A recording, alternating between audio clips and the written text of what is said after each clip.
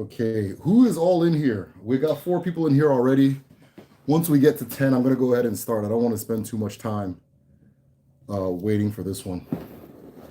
I am also going to be taking an online quiz while I go live. Normally, I would just say, let me just not go live this day, but I've been missing this conversation. Ndewo, who's all in the house? Once we get to 10 people, we're going to go ahead and begin. For those who don't know, this live is going to be, hold on, I just got done running up some stairs. All right. So for those who don't know, this live is going to be about the easiest way to understand African spirituality. And normally, my name is Derek Ofodomo. If you're new, I teach Igbo spirituality known as Odinala here on the Medicine Shell. But I said African because there are through lines that I'm going to share here that you can take to any African spiritual system and many indigenous ones beyond Africa, and they'll hold true in all these places. So that is what I'm sharing today. Ndewo, okay, I'm seeing some names. Kamo, Ndewo, All Smiles B, Ndewo one, our lieutenant, our lieutenant with the block hammer, Phoenix Indigo, Ndewo Diaspora, and did you run to the computer? I don't understand the joke, Phoenix. I don't, you lost me on that one. But as I was saying, Ndewo everybody. This is Derek Ofodomo with the Medicine Shell. I teach Igbo spirituality here on the Medicine Shell. If it is a topic you're interested in, go to www.patreon.com and join the village. Like I said, I'm taking an online quiz at the same time. So if you see me looking over here, then you see me looking.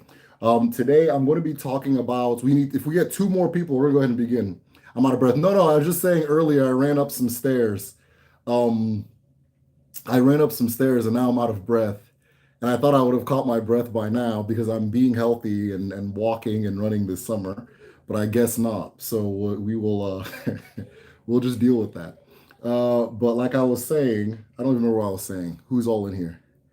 It took him 15 minutes to run up to the computer live, said it'll start 7.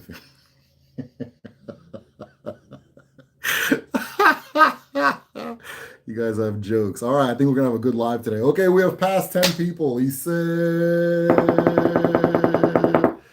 All right, let us go ahead and begin. Hold on. You know what? No, I'm gonna go get the bell. Hold on. I'm getting the bell. Hold on. And I saw other streamers do this too, so I can do it.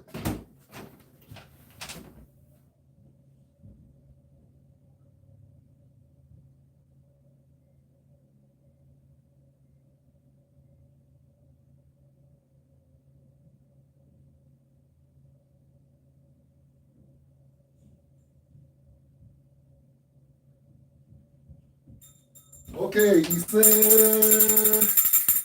All right, let's go. Okay, let us go ahead and start. Where am I? Let us begin. Okike kere ụwa, ala bụ ala nne mmadụ na nne mmụọ, ala na-enye ndụ na-enye nke ọma dị n'ụwa. Ụmụ gị abịala. Ọkwa obiọma ka anyị ji na-ekele ụmụ ndị eke, ndị orie, ndị afọ na ndị nkwọ, ndị mbụ na ndị egede, ndị mmadụ na ndị mmụọ. Ejikwere m obiọma na-ekele mmụọ dị n'ije anyị na mmụọ na-esoro anyị na ebe anyị na-aga. Chebe anyị otu anyị na mmụọ, otu anyị na-echebe gị na mmadụ. Aha m bụ Duru Ofodomo, ọkpara Ajiana, awọ mama. Ejikwere m aka ọcha na-ekele gị, obi ọcha na-ekele gị, uche ọcha na-ekele gị, ụkwụ ọcha ma na a na-aga ibe Chineke kere ka anyị gaa n'ụwa. Ọwụ ike Chineke ka anyị ji aga, ọwụ ọfọ na ogwu ka anyị ji aga, ọwụ ndụ na omume ka anyị ji aga. Otu a ka ọ ga-adị na eke, n'orie, na afọ na nkwọ. Ise. All right, so today is Eke Day. Today is Eke Day. Eke Day for the ancestors is a day of rest, especially for women. Eke Day is a day of rest. Markets, what is it? Only markets. Only the Eke market is open on Eke Day in Igbo culture. All other activities have to be ceased. You do not enter forests on Eke Day or community force on Eke Day. I'm sure it's different on different continents. Um, you don't farm on Eke Day, things like that. Today's a day of rest. Eke is the first of the 4 days. She is the eldest sister. She is the original source. She is creation itself. She speaks through light and darkness. She speaks through being and unbeing. She speaks through the code of the universe, let's call it that. She is the original mother, the first mother, the source of all things and all things itself. So today is her day, and based on everything I told you, you should be able to understand why on her day you don't do nothing. So Jashika, no Jashika. All right, let's see who's all in here. Boss baby returned it. Yeah, no, she didn't return it. I just stole it from her, so she'll come back and get it though. Ndewo, everybody, ndewo. All right, so today's topic is an easy way to understand African spirituality. How's the donation going? The progress of the school? Very good question. So we have okay. So I'm updating everybody on the school. For those who don't know, we started a project where we are renovating. We're rebuilding my school back in Nigeria that I went to when I was little, that is now dilapidated and very abandoned. The state government gave us authority to do what we want to do with the school. As it stands now, I mean, if I showed you guys pictures, you wouldn't believe that that's a school. Uh, so right now, we had like a donation drive on my birthday, and we were able to lay enough bricks, like enough bricks made, to go ahead and start construction. So construction will be knocking down the old school, the original school very soon, and then replacing it with what we've built. So we have enough bricks right now for the first floor. I'm not like an architect or anything like that. I'm just using the terms that were transferred to me, but we are ready to start construction. And that will start as soon as I talk to my dad, who I haven't talked to in about a week and a half. So, Jashika, when was your birthday? My birthday is April 4th. I'm an Aries. My birthday was April 4th. Somebody said here's the link. Okay, cool. I'll do my thumbs up. Yes, everybody hit the thumbs up, hit the thumbs up, hit the thumbs up. All right, let's go ahead and begin. So, what I wanted to talk about today was an easy way to understand African spirituality, because there is a level of intimidation that people tend to have. One, for the most part, everybody has been told that it's something scary and something you should avoid.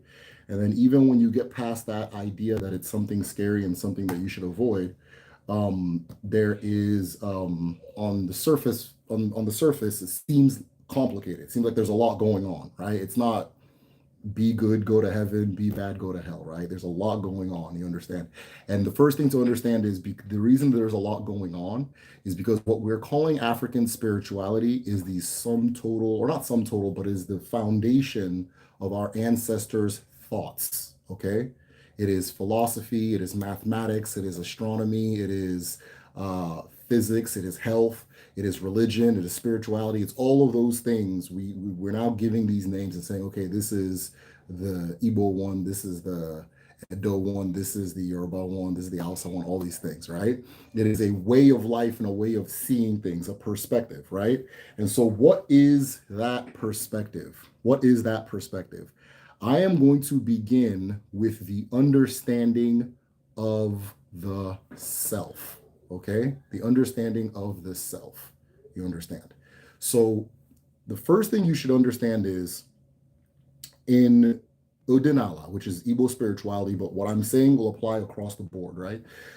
In Odinala, you are you, right? You are yourself, but you are a continuation of something that came before you, and ideally in the culture, something that will come after you. Okay, so you are a page in a book. You are not the book itself. You are a page in a book. In order to fully understand what is going on that page, you have to understand what happened on the previous pages.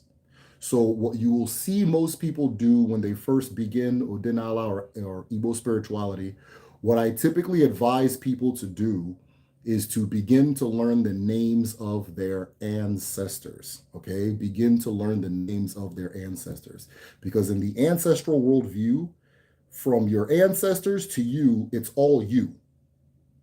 It's all one story. It is all one thing moving through time and space.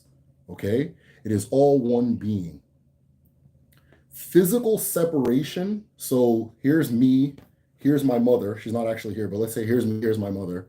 That physical separation between us, right, doesn't make us two different things. We're the same thing. Okay? We don't need a line to say that, okay, these things are together or they're the same thing, right? In the African worldview, things can be one even if they are separate or broken in pieces, right? They're not one cohesive thing, right? Okay? So me and my mother, same thing. Her mother, same thing. Her mother's mother and her father, that one's father, same thing. It's just the same thing moving through time and space, right? Like the water on one end of a river and the water on the other end of a river, same water, same river, okay? Same water, same river. It's all one thing, okay? So in order for me to understand myself, I have to understand what came before me, and then, like the book, what goes after, okay? At the current moment, I have the baton because I am alive. I'm going to run the baton. I'm going to pass it to somebody else, and they're going to continue the race. In order for us to know how the race went, we have to know what happened with each of the baton holders, and we have to see them, that race, that team, as all one singular thing, okay? All one singular thing. This goes into how we understand the creator, okay? The creator, which we call Chi na Eke in Igbo, okay? So if here's me, you understand, but I am just an expression of my mother and father, who are expressions of their parents. Now we're entering ancestor space, who are expressions of theirs and theirs and theirs and theirs. And it doesn't matter what you believe. It doesn't matter. You can ask any scientist, anybody who does this particular thing. If you go all the way back as far as you can, you will arrive at the earth. And you will arrive at the sky. There are 6 chemical building blocks for life. Okay, 6. Now, I'm going to give you numbers off the top of my head, but I could be wrong on how many belong to each one. But I believe 2 of them come from the earth and 4 of them come from the sky. Right? Let me look it up right now. Let me pull up ChatGPT and look it up right now. Where are we at? Okay. This is Detour. Name the 6 chemical building blocks for life.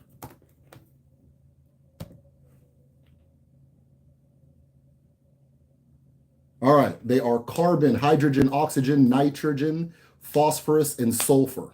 Okay. And then I'm saying, which ones come from Earth? Which ones come from Earth? Which ones come from sky?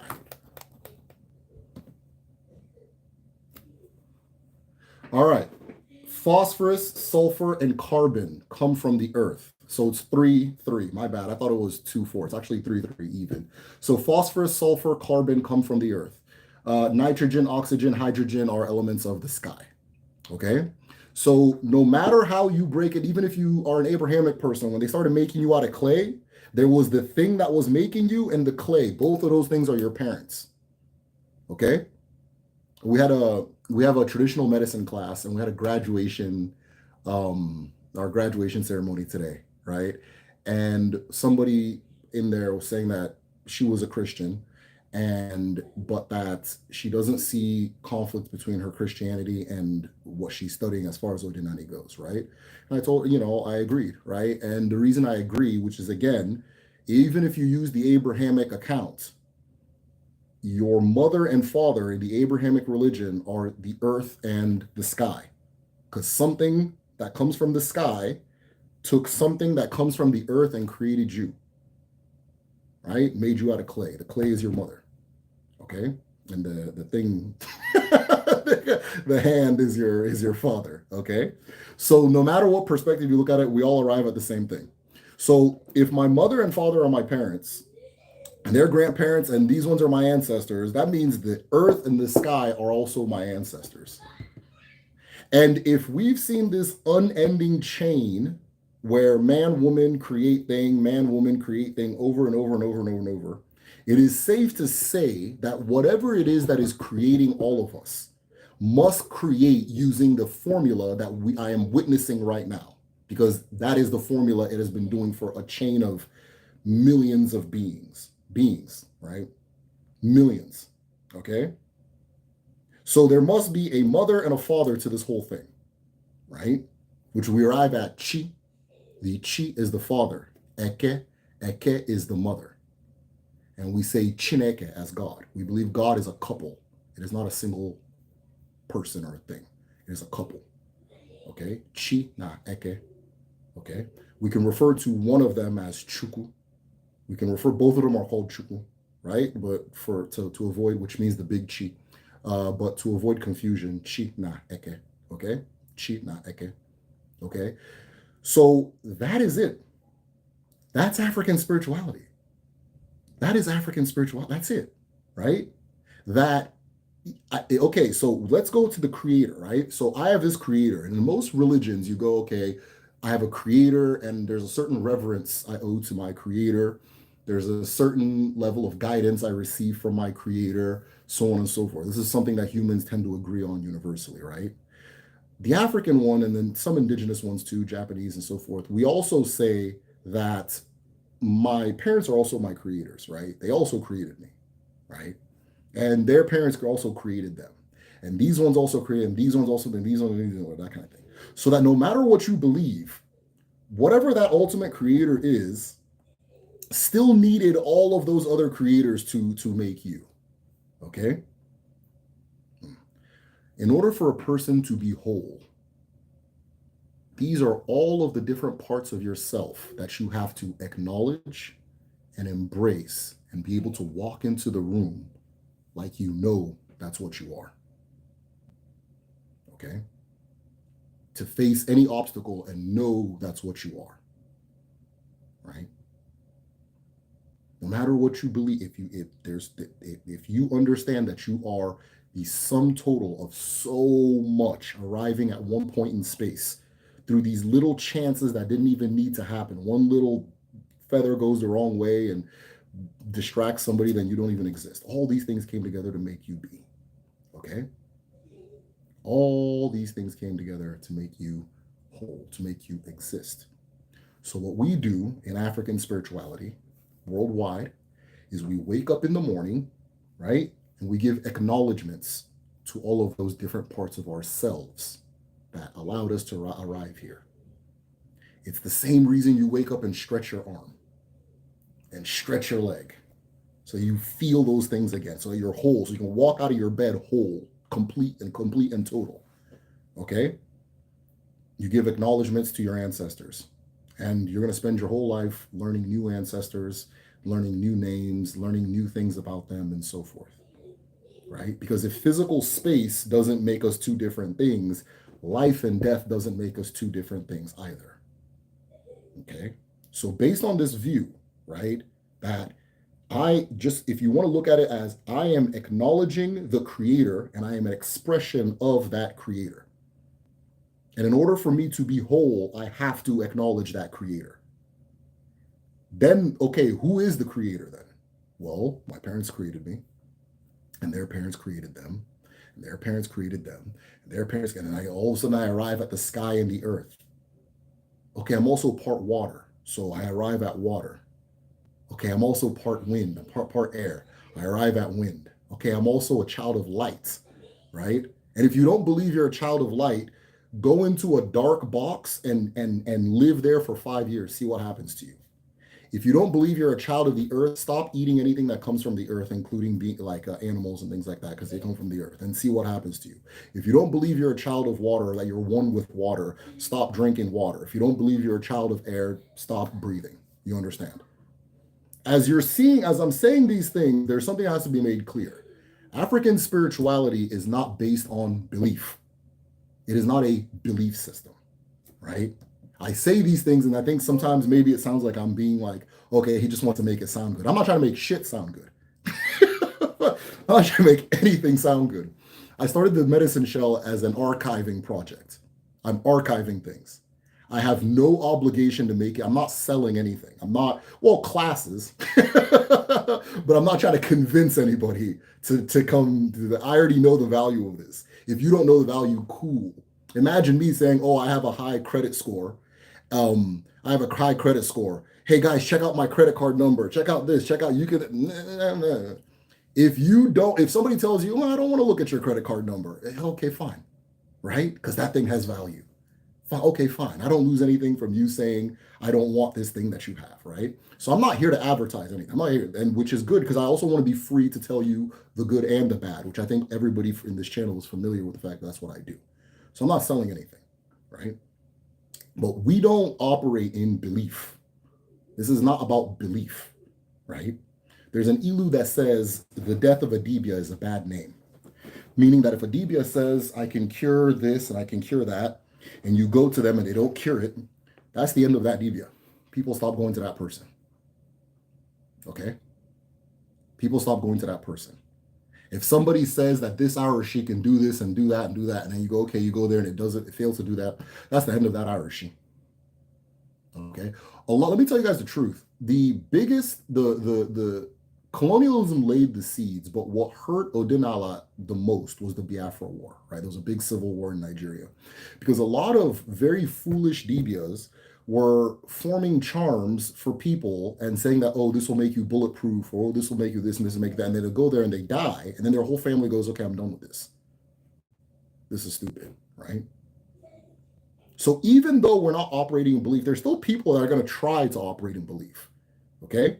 There's still people that are going to still try to do that. And oftentimes that's what ends the whole, that's what, I don't know. That's not real, right? So we're dealing in reality. And I haven't seen anywhere in my research, I've been researching for damn near a decade now. There's nowhere in my research that says that even though this isn't real, people have to believe it so that they go to Igbo heaven. That's not what's going on, right? So everything I've told you here, yes, your parents are real. Yes, your ancestors are real. Yes, the earth is real. Yes, the sky is real, right? Yes, the wind and the air and all these things are real. And we exist with these things in a community. You exist with them in a community, okay? Now, here's the part for those who don't understand, here's the part that is the transition for a lot of people that maybe it will help it click, okay? That's going to help it. By the way, hit the like. I think hitting the like recommends it to more people. So hit the like button. Hit the like button. Hit the like button. Hit the like button. I want to see the little things pop up in the little whatchamacallits. Hit the like button if you haven't. Hit the like button if you haven't. Okay. There we go. All right. Cool. Hit the like button. I see some hearts. Let's go. Okay. So here's the thing. So we understand that the fact that I have to breathe means that I am part air, right? That air is a part of me. I am a part of air. The air needs to circulate through me the way blood needs to go from my heart to my brain. Okay. So I'm really not a separate thing from whatever is bringing this air about. It's all the same organism. It's all the same living thing operating like a living thing, exchanging, right? Now here's the transition part, okay? If I give you a bottle of water, right? If I give you a bottle, you say I'm thirsty, I give you a bottle of water, you probably tell me thank you if you're a polite person, right? You tell me thank you, okay? If I give you that water, you'd say thank you, okay? If air gives me life, one of these days, I'm going to need to say thank you to the air. Thank you to the trees. If the soil gives me food, one of these days, I'm going to have to say thank you to the soil. Oh, but it's just the soil. It can't talk back. That's not a thank you. That's not a thank you. A thank you is not based on me trying to make you say you're welcome. Now, if you get deeper into this, it can say you're welcome, right? But we're talking about beginners here. We're talking about beginners here, okay? Once you get deep, it definitely says you're welcome, right? But we're going to the beginners. We're going to people who have never heard this before in their lives, right? If the water is allowing me to live, one of these days I have to say thank you. Thank you doesn't mean me pushing a button that makes you say you're welcome. If you're waiting for you're welcome, I'm not thanking. That's not acknowledgement, right? I'm going to acknowledge the same way I'm going to acknowledge all these ancestors. I'm going to thank all these different elements of nature. Why? Not only am I one with them, not only are we the same thing, given by the fact that if I'm severed for them, genuinely I die, right? Not only are we one with them, we're also in community with them. We're also in community with them, right? In my house right now, my children are here, my wife is here. Okay? When I wake up in the morning, we're all saying good morning to each other and that kind of thing, which, by the way, that's sacred in our tradition. Make sure you're saying good morning to people. Good morning is sacred. It's not a small thing. If you have kids, make sure they're learning to say good morning every morning. That's the core of everything we're doing, if you're not noticing by now, right? Say thanks every day. Yes, say thanks every day. Say good morning every day. Yes. And greet is the term. Maybe you guys greet in different languages and things like that, right? So I'm also in community with this water. I live in this house with this water. I live in the house with these books. I live in the house with all these things, right? And there's a level of respect that they are owed as family members, as things that I live with, right? And it's not like I'm waiting for reciprocation. That's not respect, right? There's something that if it is a part of me, if it's part of my family, if it's a part of my community, this river that's been feeding my ancestors for 2,000 years, let's call it this tree that's been a gathering place for my ancestors for 200 years, this soil that my ancestors have walked on all of it deserves a level of respect as something you are in community with. Okay.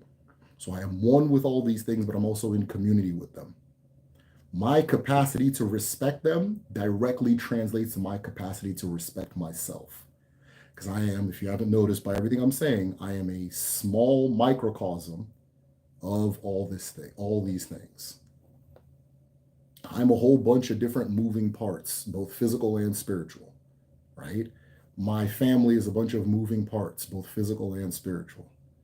My community is a bunch of moving parts, physical and spiritual. In order for them to work on any of their levels, they must acknowledge each other, and they must give what they have in abundance to receive what they have, what they lack. So what we're doing in the African spiritual tradition, right, is we are in community with all of the elements of creation and beyond. And so we acknowledge them. We are a direct extension or an expression of this same wholeness, of this same world. So we acknowledge it as us and vice versa. We are one with it. It is one with us. Okay? So think of all the elements of creation as like different organs in your body. If your brain is not receiving from your heart, if your heart is not acknowledging your lungs, the whole thing's going to fall apart. So that level, that respect, that good morning is sacred. It's no joke. That energy transfer, that good energy transfer, that acknowledgement, it's sacred. And okay, as the way my heart is acknowledging my pancreas and my pancreas is acknowledging my intestines and so forth, I'm going to also acknowledge my ancestors because I'm them, they're me. I'm also going to acknowledge the Abara, what we call the Abara, which are the elements of nature, right? The forces of nature, the powers of nature. Okay. I'm also going to acknowledge the creator because of course, I'm going to also acknowledge the earth and the sky because of course, right?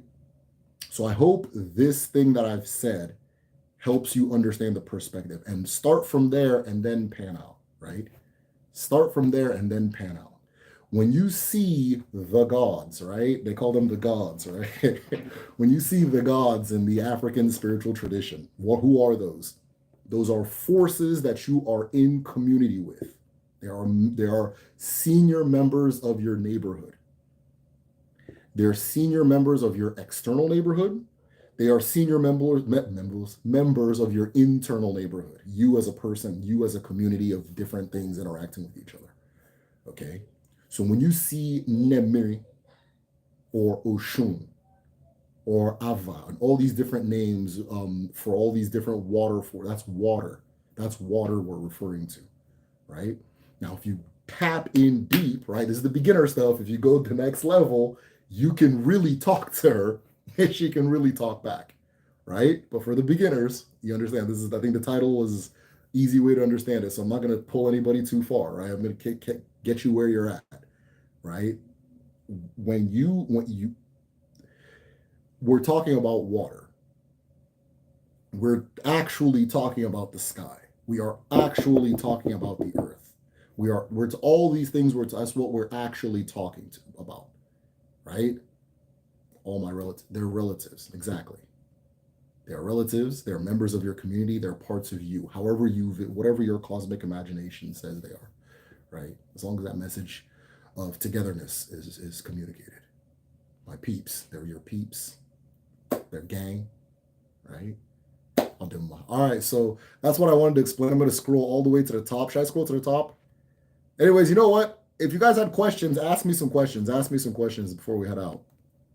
Oh, I was supposed to do a quiz. Hold on. All right. Okay, back to.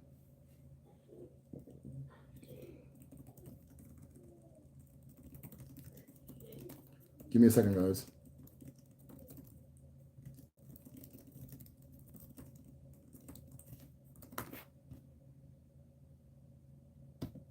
All right. I'm all the way at the top right now. Got to run to the computer. Found the bell. How's the school going? Think I got that one. He said Aries likes to have fun. Oh, well, we'll see. Uh, is Igbo astrology similar to Western? You know, in all of my living and that kind of thing, I don't think we have that strong of an emphasis on the stars. It could be, there could be, I'm leaving space to say I don't know, and there could be something I haven't ran into yet, or maybe is as faded in popularity, but there's not really a strong focus on the stars. The closest you'll get to an astrology are the market days. Eke, Urie, Afo, Nkwo. And those are the 4 days of the Igbo calendar. So our calendar has 4 days, 7 weeks, and one moon. And then if you actually follow it, it aligns perfectly with the moon cycles, right? So one moon cycle will follow the 4 day, 7 week thing, and then do another moon cycle and so on and so forth, right? So it's perfectly aligned with nature. And it also, like, the amount of days in a year is not like there's no leap year. You don't need it. It's like perfect math. The math lands right on it. So I'll maybe talk about that in a different video or something. But so what we use are the market days, right? Eke, Urie, Afo, Nkwo. Those 4 days, Eke, Urie, Afo, Nkwo, each of those days represents an element. Eke is light, fire, all of that.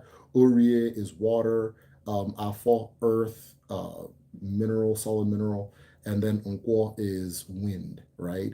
So when you are born, whichever one of those days you were born is your Iyi Uwa, which means your universal stream, your universal river, or your ete, the string that you climbed down from, right? So, or road, however you want to see it, just path. So let's say these are 4 doors and you're born on this day, right? Then you're coming out of this way. There's a reason you were born out of this day. And there's going to be a lot of your characteristics that are going to be tied to Eke, tied to Uriye, tied to Afo, tied to Nkwo. So when you understand that the 4 elements, this one is fire, right? Fire has a certain spirit, has a certain nature.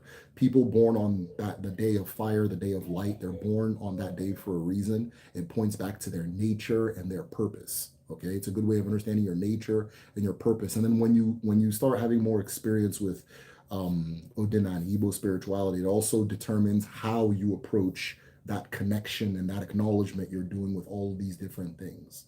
Okay, that connection and acknowledgement you're doing with all these different things. It determines it to a bit. Some people might focus a little bit more on water. Some people feel that connection that I was talking about, where you can talk and you can hear it back. Some people feel it when they're by the river. Some people feel it when they're in the forest, when they're taking a walk in nature.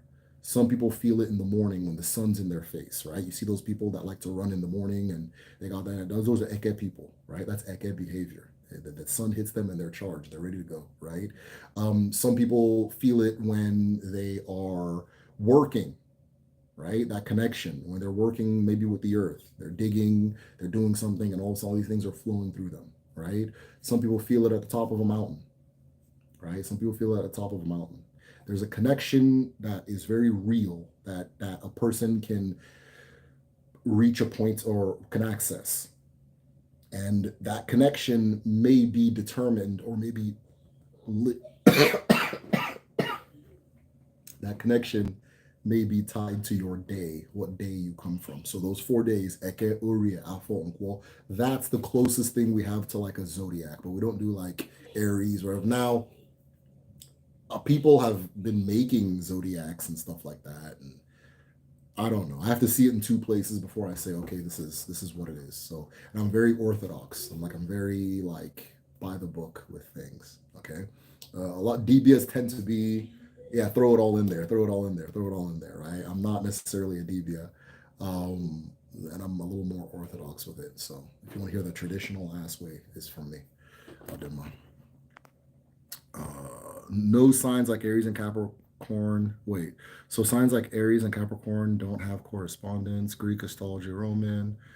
Uh, Odinala predates Greek and Roman cosmology. Absolutely, a lot of them include archetypes from the continent and not the inverse. There you go. Perfect. That is 100% true. I talk about cosmology. Yes, astrology. I know the sixth is carbon. Yeah, there you go. Da, da, da, da. Where are we at? Where are we at? People are obsessed with Egypt. Yeah. Can you speak on? Oh wait. Can you speak to the argument of a separate species in Odinani? Is there any recognition of any species that was outside of the creation? Monica, yeah, 100%. Yeah. So, what we are witnessing in creation is a tiny fragment of all that there could be, right? So, the way our ancestors tell us in the very beginning, we were coming into earth or we're coming into the space of existence as light, right? As light beings, as light. We're coming in and out, in and out. In the book Leopards of the Magic Dawn, he describes it like thought, like we're just thoughts from the creator coming in and out of creation. You understand? Only a small group of those light beings end up becoming humanity. A whole bunch of them never came to this side. Some of them went to water, some of them went to all these different elements and so forth, right? So, as far as species, any species outside of creation, so there are species outside of creation because only a small sliver of what could possibly become a species came into creation, right? So, there are things that we maybe can't even comprehend that exist outside of us, right? Many of them we refer to as moi, as spirits. Many of them we refer to as spirits, as moi. Okay. In the way our ancestors see it, spirits have species, if that makes sense. That's a good word, Monica. Sorry. The spirits themselves have species, right? So they're Obanje is a popular one. That's a species. It's not Obanje is not one spirit. It's a type of spirit, right? Um, what's another one? Agon. Agon is a species. Okay, Agon is a species. You understand? There's a lot of different types of Agon. There are a lot. Everybody has their own Agon. There are a lot of different types of Agon. If you don't know what Agon is, ask what is Agon. I'll explain it when I get to your question, and that kind of thing, right? So all these different things are species. Trying to think of some other ones off the top of my head, but I think you get the picture, right? So there are species that never came into creation. There are species that can still go between creation and non-creation, like Agon and so forth. So that's a good question. Said facts do not proselytize. Yeah, I'm not here to proselytize. Pros proselytize. I don't know why I couldn't say that. Yeah. So you're part of the trees too? Absolutely. 100%. Me in particular, I know that I'm waffle. I know that I'm a waffle. I know that earth is my element because that's where my connection activates. Earth has to be present. Nature has to be present. Soil has to be present. Trees have to be present. Then I'm here, right? Then I'm here. So, where are we at? Does the chi create the soul? So we don't have a phrase for the term soul, And we have an understanding that would probably differ from what you're referring to due to the fact that you're using the word soul. Some people have translated Agun as the soul. I tend to just say Agun as Agun, and all that is unnecessary. But the thing called the soul in the Abrahamic, we understand it as multiple things. There are multiple things, and when you start seeing it as multiple things, a lot more of yourself starts making sense, right? Your internal contradictions, for example, and the fact that you're powered and fueled by these contradictions, they begin to make sense, right? So, does the chi create the soul? The chi creates everything. Chi, everything is created by chi. The chi is created, everything is created by chi. Some people would say the chi is the soul. That's why I'm saying that there's multiple things going on, right? Some people would say the chi or chi is their soul, right? But I don't think that there's a need to translate it one to one. The chi is the chi. Level of gratitude is, yes, is gratitude is good. Reminds me of indigenous American teachings. Everywhere you go in the damn world, people are saying something very similar at the core. The only reason it looks different is environment and history, right? So if I'm in the desert and I'm acknowledging all the elements around me, I may not acknowledge the water, right? I may not have an abara related to water because I'm in a desert, right? But then I go to the beach and they have this whole different connection to water that I don't have. Even in Africa, right? The main, like for example, you look at a culture like Ijo, the main abara, the most important abara to them is the one related to water. Why? Because they literally live on top of water. They're water people. They live on, like, I don't know if you guys have seen that Makoko, those people that live in those like water slums. That's how they've lived. It's their tradition. That's how they live, right? And so forth. Yeah. So the only reason is what a Native American is going to say and an Igbo person is going to say is going to differ. It's just the environment they're in. That's all. And if you look at it as core, it's the same thing. They're saying the same thing. You understand? So you talk about the world can't end. What does our culture believe is going to happen if we all go to nuclear war? I don't think I don't think there's any accounts for nuclear war. Are you talking about this Iran, Iraq stuff? I don't know if anybody's running a parlay, but I got 6 on Iran, by the way. I think Iran's gonna win this one. Who do you guys think is gonna win in the comments, by the way? I don't know if this is one of the things they flag your channel for, but who do you guys need to start like a betting pool going, like a parlay or something. But yeah, I got Iran in 6. But yeah, no, I don't think they have anything to say about nuclear war. They have many things to say about war in general, right? War in general. There's a lot to be said also in a lot of indigenous belief systems. This relationship that we have with flesh and spirit, with creation and non creation, with existence and inexistence, this relationship is built on a certain wisdom, right? A certain wisdom.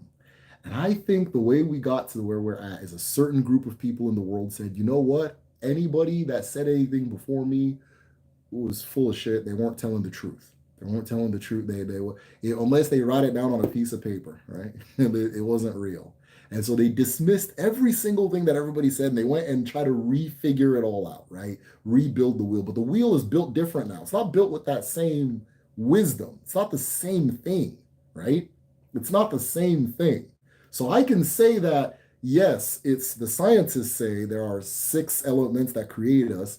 3 come from the sky, 3 come from the earth, and that is a direct fractal of your DNA, and that is a direct way of understanding your family, which is a way of understanding your community. If you understand one, you understand the others, and if you acknowledge one, you acknowledge the others, and the same relationship you have with one, you have with the others. I can say all that stuff, but that's not there. It's just these are the things, but right.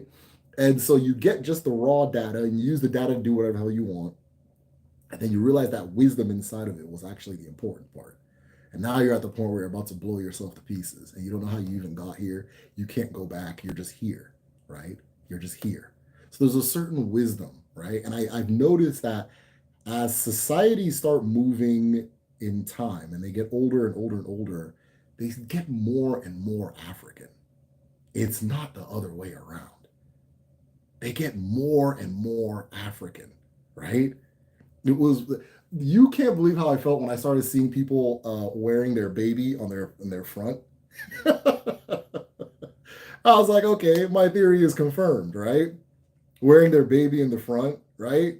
That thing, that's not a small thing. Now, here's what we would say in our society: wear that child in the back, because when you bend forward, you need to bend forward, and that might break the baby's back. So wear the child on the back. We'll also say that for some reason, if a child is on its mother's back, it will not cry. It's not going to cry. You're gonna have 14-hour naps. The child is going to be at total peace. We can tell you all that, right? But we'll wait for everybody else to figure that out too. Put a child on back, tie him up there, that kind of thing, right? There's a wisdom there. It's not just how I tote my kid around, right? Oh, this is a way to tote. That's not it. That's not it, right? So this whole work-life balance thing that we've been trying to figure out, you have somebody, a woman tie the child to the back, visits all her friends, goes to church, goes to work, comes back home, feeds baby, sleeps. The difficulty of motherhood is significantly reduced, right? Plus, you got community and all these different things, right? So it's not just toting your child. It's not just these are the 6 elements that create a person. You understand? There's a wisdom that the older cultures tend to have with it. It's not just, okay, why is this person acknowledging the earth like a person? There's a reason. And when you stop doing those things, right? When you stop, you're just a kid that your parents told you, don't go out in the street. Don't go out in the street. Don't go out in the street. And then you go, you know what? I can go out in the street, right? You go out in the street, then the car starts coming. And I go, okay, that's why they said that. So, anyways, yeah, that's kind of the take on nuclear war. I think we got here and we're going to continue getting here because the core of the thinking train that we're on is that everything that came before us was worst, eviler, more negative, less civil, less wise, less studied, less serious than we are now. That we are the pinnacle. This is the pinnacle for some reason, and everything else is worse, right? And when you actually have a genuine study of history and a genuine dialogue with history and learning, and like, you learn that that's just not true. That's not a thing. That's not even a thing. That's not a thing, right? So now we're in this, oh yeah, people back in the day had the same brains we do. It's like, yeah, they do, right? They do. You understand? So, hope that made sense to somebody. I thought the soul was Onyowa. Might have it spelled wrong. Yeah, some people say soul equals Onyowa. I don't. I don't. Oh, sorry. You're good. Go ahead. Then What's up? he does snapping, so. Who? Oh, your bed did? Mm-hmm. Okay, I'll check it out when I'm done. Close the door. I think it's broken because when I lie on the bed, I sink in. Okay, I'll check it. Thank you. So yeah, what was I say? Close the door now. Bachuzo. Namdi. Namdi. Bachuzo. So yeah, I don't know what I was talking about. Onyowa is soul. Some people say the Onyowa is the soul. I don't say that. But yeah, it's the most soul-like. It's your immortal, it's your undying self. It's a part of you that keeps coming back. So sure, if you want to call it a soul, that makes sense. I think I get what Christianity was trying to do with Jesus is basically what you're talking about. Maybe. Oneness of all parts. We call them primordial elements. There you go. Thanks. Have a good night. How do you determine the number of ancestors to acknowledge each morning? You will never hit a number. If you know 10,000 ancestors, you will acknowledge 10,000 ancestors that morning before you start your day, right? If you know 7 million ancestors, you will acknowledge 7 million ancestors before you start your day. Me, I'm the first son in my family, so by tradition, I primarily am responsible for acknowledging the men in my family, right? I can go back 7 or 8 generations. 7 or 8, I don't remember the number. Yeah, 7 or 8. And every day I'm hoping I get a chance to learn how to go to 9. I'm hoping I can go to 10 and so on and so forth. Okay. So yeah, if you acknowledge as many as you do in the Igbo tradition, if you walk into a room and the room is full of people, you can't just say, "Hey, where was the remote?" right? Especially if it's people that are worthy of like honored people, like elders and things like that. You acknowledge, if you know how to greet, we take greeting very seriously. You acknowledge each person one by one by one by one, then you start. Now, you can also just do a general acknowledgement to everybody, and that's fine too. But general acknowledgement versus one by one wins every time. Okay? So if the room is full of the room is full of 5 people, you acknowledge the 5, 2 people, you acknowledge the 2, 2,000, you acknowledge the 2,000, right? So yeah, there's no set number of ancestors you should acknowledge. Just the more you know, the more you go down. If you're the man in the house, you acknowledge the men going down. Your first daughter will acknowledge. I forgot to tell you guys this, but this is specific Igbo culture, right? So, but if that's not your culture and it doesn't fit your lifestyle, you do what you want, right? But in Igbo culture, as the man in the house, I'm acknowledging the men, the men going all the way down, right? My wife is acknowledging her mothers, her mothers, her mothers, her mothers. My first daughter is acknowledging the women on the paternal line, right? First son is acknowledging, like me, the men on the paternal line. And the rest of the kids can do what they want, right? So culturally, that's just how it's broken up. That's just how it's divvied up and that kind of thing. Yeah, but everyone has a different way of doing it. Just wanted to share that for those who want to do it the Igbo way. To make all ATRs require a degree and a license to practice. What? I guess I missed the context. Hey, I'm on your Patreon. How do I schedule a spiritual consult? Hey, Becky, message me. Just message me, okay? Anything you need, message me. Message me, and then we'll get that going. If you are at the Eze, I can tell you now though. If you're on the Eze or the Ezumezu tier, when you enter Patreon, there's a pinned post. Only the Eze and Ezumezu people can see that pinned post. And that pinned post will have a link to like a Zoom thing where you can pick a time, and then you and I have a one-to-one. If you want to talk to the Debia instead, because we also have an in-house Debia. So if you want to talk to the Debia instead, just message me and say, hey, the meeting I scheduled, can I talk to the Debia? That's perfectly fine. Okay. The Debia is not chatty like me. Okay. He does it different. He's not chatty. He's there for readings. He's there for readings. If you want to talk something out and that kind of thing, that's me. If you just need a reading, like a alpha reading, that's him. Okay? Odemma. Hoya said hi. Hi, Kizumi. I think the Orishas are astrology theme plus archetypes of the souls. Maybe. Please, do you mean that Oshimili water is also a spirit person? Michael, I'm not sure what your question means. You asked, please, do you mean that Oshimili water is also a spirit person? I think the answer is yes. Oshimiri is both physical water and spirit. The way I am both physical human and spirit. Okay? So the way I am is the way everything is. I understand all because I understand me. The more I learn about my external world, the more I learn about me, the more I learn about my internal world, the more I learn about the external. It's all one and the same. Okay? So the way I have a physical being and a spirit is the same way water has a physical being and a spirit. Okay? So when people say Oshimiri, they're both talking about the water, the profoundly deep water. So River Niger, Atlantic Ocean. Okay? That deep water that once if you're in it, you're in it, right? That's Oshimiri, right? Also the source water, the water that all things come from. And that water also has more. More, right? Meaning where mado, where more. Okay, so that's what that is. And then going back to that, for a lot of things in nature, we can talk on a person to person level.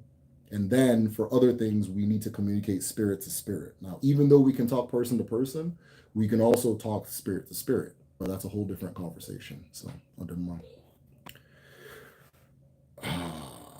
our own cosmology, from my findings, is that we simplified it for astrological signs, Vedic. Okay, you guys are really going in on the astrology. I like that.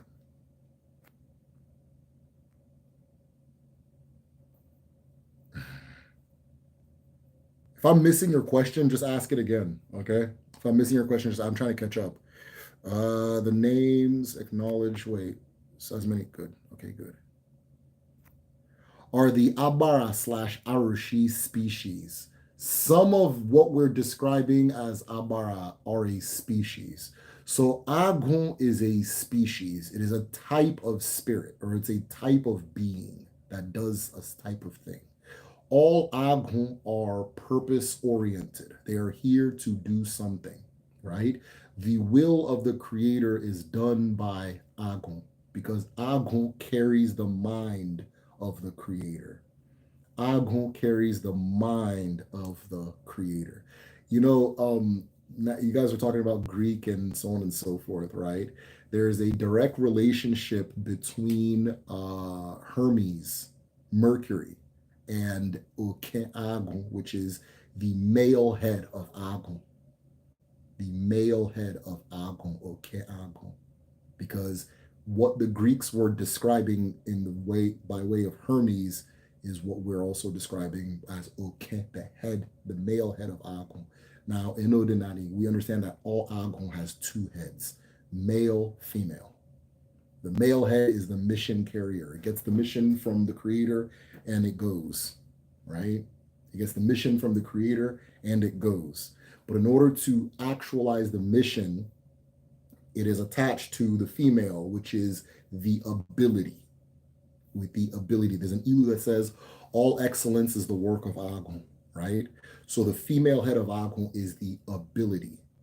So if the message is, we need somebody to sail to Papua New Guinea, then the female head of Agun is going to give you the gift of being able to sail, to read the stars, to do all these things, to love sailing and that kind of thing. And the mission will be held by the male head, the messenger, okay? And so that is Agun. And now Agun, two-headed, always two-headed, but is a species. There's different, trees have Agun. Every single thing in it, this thing has an Agun, right? And we know this thing has an Agun because this thing has a purpose. And that purpose determined how it's going to end up looking. Oh, but it's man-made. You know, it's the same thing, right? So I'm man-made. Two people made me, right? And I have an Agun. So this has an Agun too. You understand, right? It's two parents, which are plastic, and its creator made this, okay? And it has a purpose. And because it has a purpose, it has a certain shape, it has a certain function, it has a certain way of being, okay? When it falls outside of its purpose, if it's not supposed to be in 300-degree heat, if I put it in 300-degree heat, it'll melt, okay? Its creator, I'm going to say male, could have been a woman that made it, but we contextualize creation as male, like the doing, physical doing as male. So don't think gender when I say this. Its father intended to create a water bottle. It then contacted its mother, which is plastic, which is earth. This is earth. This is Afo, right? In a strange form, but Afo nonetheless. And they came together and they made a thing. And that purpose determined why it functions and looks the way it does. Okay? And it is in this world doing its purpose, which is to be opened, see, purpose. All that is Agun. Right? So in Odinani, if you're tall for a reason. If you're short for a reason. If you have long hair, you have long hair for a reason. If you like taking naps at 3 p.m., take those naps. There's a reason for that. It's all tied to that purpose. Just the same way that this thing has ridges for a reason. It can't sit in its bedroom like, oh, I wish I didn't have ridges. Nobody thinks ridges are cute, you know. Right? Because something greater than whatever it is that you're trying to impress put those ridges on you. Okay? And that thing that put the ridges on you is the thing that made you exist. And that thing that made you exist is what knows why you exist. Right? If you want to know too, you tap into it and you communicate with it and you acknowledge your oneness with it as an expression of its will. So, on Dhamma. Is fasting part of the cosmology? Yes, absolutely. Right? There's a lot of fasting in Odinani. So earlier I said something along the lines of communicating, or I'm sorry, like as physical beings, we communicate with the body, right? We communicate. By the way, guys, hit the likes. Actually, the hitting the likes thing, or yeah, hitting the likes works. I noticed that it works. So hit the likes because it was like 30 some people when you guys hit the likes. And then now we're back to 28. So hit it so we can get some more of our people in here, right? Throw the bat signal up. Throw the bat signal up. Hold on. Hit the likes, hit the likes, hit the likes. All right, cool, cool, cool, cool, cool. So as I was saying, what the hell was I saying? Fasting, yeah. So earlier I said something along the lines of um, some of us we can communicate person to person, right? And then with some members of this universal family, we have to communicate spirit to spirit, okay? So there are techniques and ways by which you can start being more in spirit than in the physical, because you are both physical and spirit. And you, throughout your life, throughout your day, you swing from one place to another, a little bit more over here, right? So, one of the ways to be more in the spirit is to stop consuming from the earth. The earth, when you consume from the earth, you become an earth person. When you don't consume from the earth, you become a non-earth person, right? But then you have to start consuming from spirit, okay? So when I eat, I'm more earthbound, I'm more tethered, right? Which is not a bad thing, by the way. Don't think any of this is bad. And then things like fasting allow you to start looking with your spiritual eye, your oseara, right? Your physical eye, spiritual eye. Things like fasting, isolation. A lot of those traditions you see umend, which is meditative breathing. Um, Even like, and I want to make this video, but for example, I don't like the way people describe a lot of martial arts, just from looking at it from this kind of like contemporary worldview where it's like, oh, kung fu, you can't use that in a real fight. It's like it has nothing to do with fighting, right? It has nothing to do with fighting. Oh, yoga, I mean, you can why don't you just go to the gym? That has nothing to do with working out. So I want to talk about those physical things that also bring you more into the spirit, right? And those are two. Those are two ritual, different types of rituals bring you more into spirit. Just taking time to connect, all that brings you more into spirit. So yeah, fasting is a big part of it. A lot of initiations require fasting. A lot of rituals require fasting. It's very normal, very, very normal. You're an earthy Aries, I guess. Yeah, I mean, I don't know what that means, but sure. Is there a way to know, calculate what market day a person is born on? It is a very complicated arithmetic, and I'll explain why. One, the time zones. So let's say you're born on a certain day, and like I don't want to ruin people's fun because there's like an online calendar people use. And I don't want to dork away you guys' fun, right? So, so Eke Day, let's say Eke Day doesn't start. Okay, there's time zone issues, and then with the time zone issues compound with the older you are. So if somebody wants to make like an app, reach out to me. I'll contribute for free. Where you can figure out your market days. They would have to factor a whole bunch of different things. But I always say is just to look at your life experience, right? Look at your life experience. Meditate with candles, meditate with by water, meditate in the forest. How do people access wind? Meditate at an elevation like mountains and things like that, right? Mount Sinai, all that stuff they were talking about in the Bible, right? Go up high somewhere and do something, climb something high and just be up there and see what that is. And you will naturally feel the one that resonates with you. That's the way I put it. Now, I've gotten to the point where I can look at a person, I can tell what their element is, right? It's very real. It's very, very, it's real as hell. And growing up, there were elements of Odinani where I was like, okay, sure, this is just people's belief, but it's not a real thing. And when I started this channel, I started talking to members of our community more and started doing that. The parts that I believed the least in ended up being the most real. So that plant thing is real. I was in his name is Baba Elewe. He's on TikTok. If you're on TikTok, look for Baba Elewe. He has a really interesting channel. He goes live all the time, things like that. And I have conversations with him every now and then. And he's versed in the Yoruba tradition. And he was explaining to me that a Babalao and a Dibia aren't the same thing. And I was like, yeah, I always suspected that a Babalao is actually an Inze. I was like, okay, that makes sense. That makes a lot more sense based on what I'm seeing. And that the Dibias in the Yoruba tradition, they have a different name, but they're like plant-based. They're oriented on plants and people stay away from them. People don't want to associate with them. It's not as glamorous, right? And I think the conversation went, anyways, through this conversation, we were both talking about how we're both earth people, right?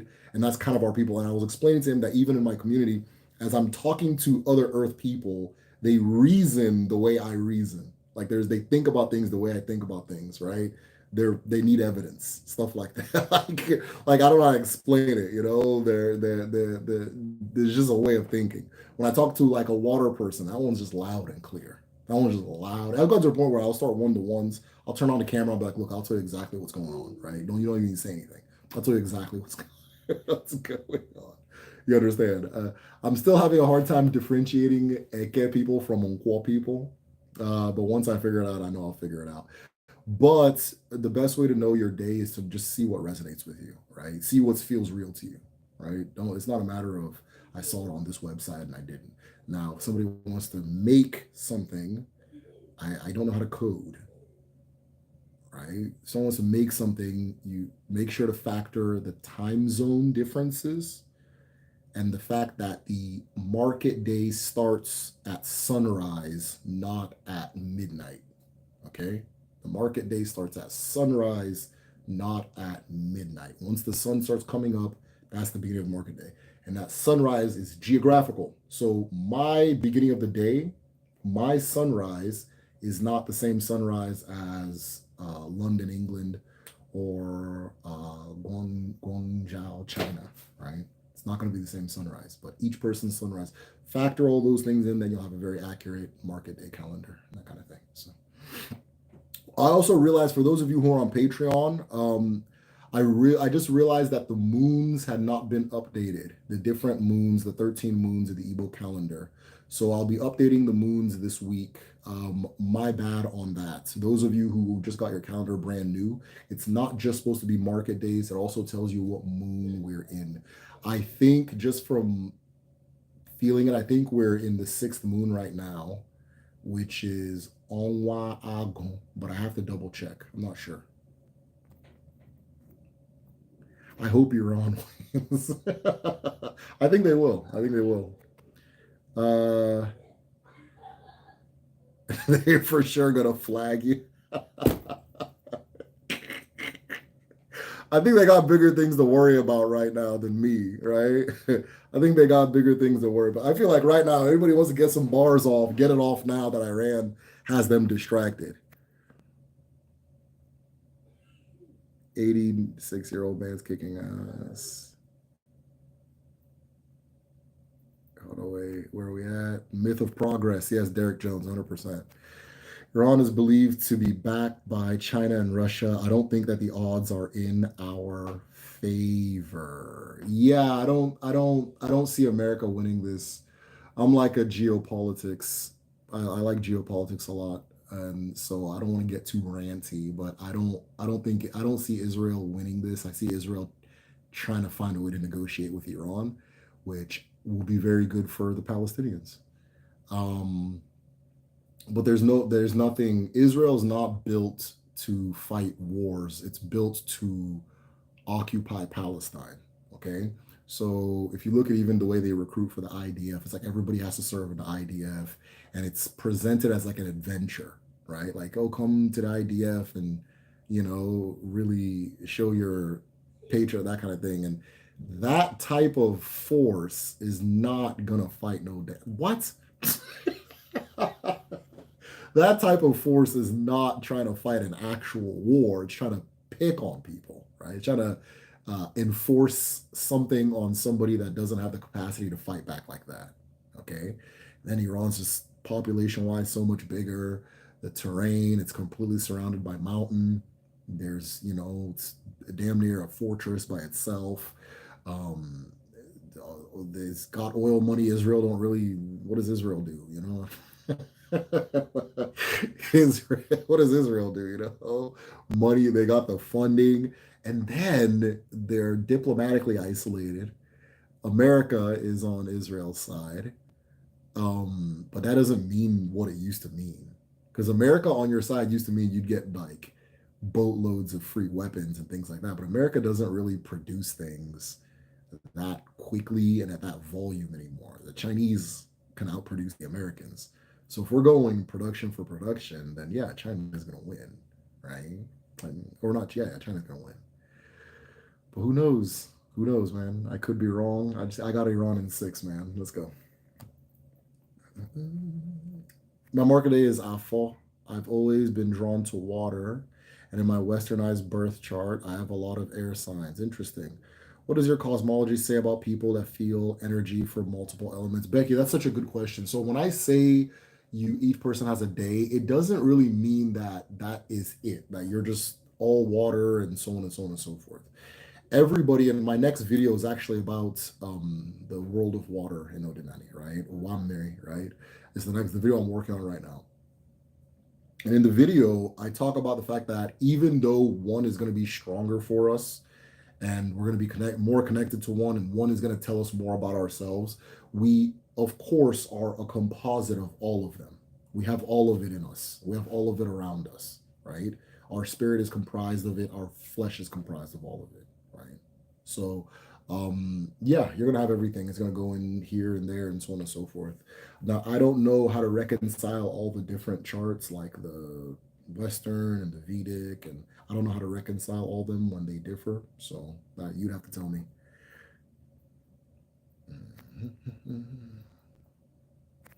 What do you think about Club of Rome's attempt to corrupt the newly emerging cult Club of Rome? Hey, creative, I understand your term, but I don't know if I understand your term. What a Club of Rome's attempt to corrupt newly emerging cultures and traditional ones before they take hold. Yeah, culture is the most powerful thing on planet Earth. Culture is the most powerful thing on planet Earth.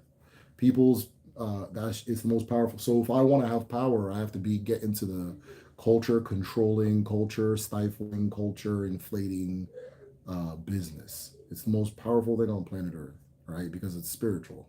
It's not just physical. Right? It's more powerful than a weapon because it determines whether or not that weapon will be shot. Okay. So, yeah, of course, when they manufacture some too, they'll sit back and be like, "This is okay. Now you're gonna be a goth. Wow, now you're gonna be a grunge. Wow." They cook some up too.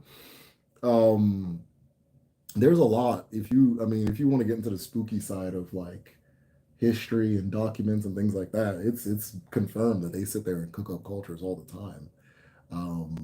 Oftentimes to get people who they would deem as dangerous to the establishment to withdraw. Okay? People who are dangerous to the establishment to withdraw from the political sphere. And all this stuff is not complicated. You just got to figure out that fundamentally there are people that want things that are owed to you or that you have, and they want to make sure you don't know that that thing exists, and they want to make sure the people who know that thing exists are looking in that direction or locked up or don't have the physical means to come get the thing from them. Okay, that's all it is. So yeah,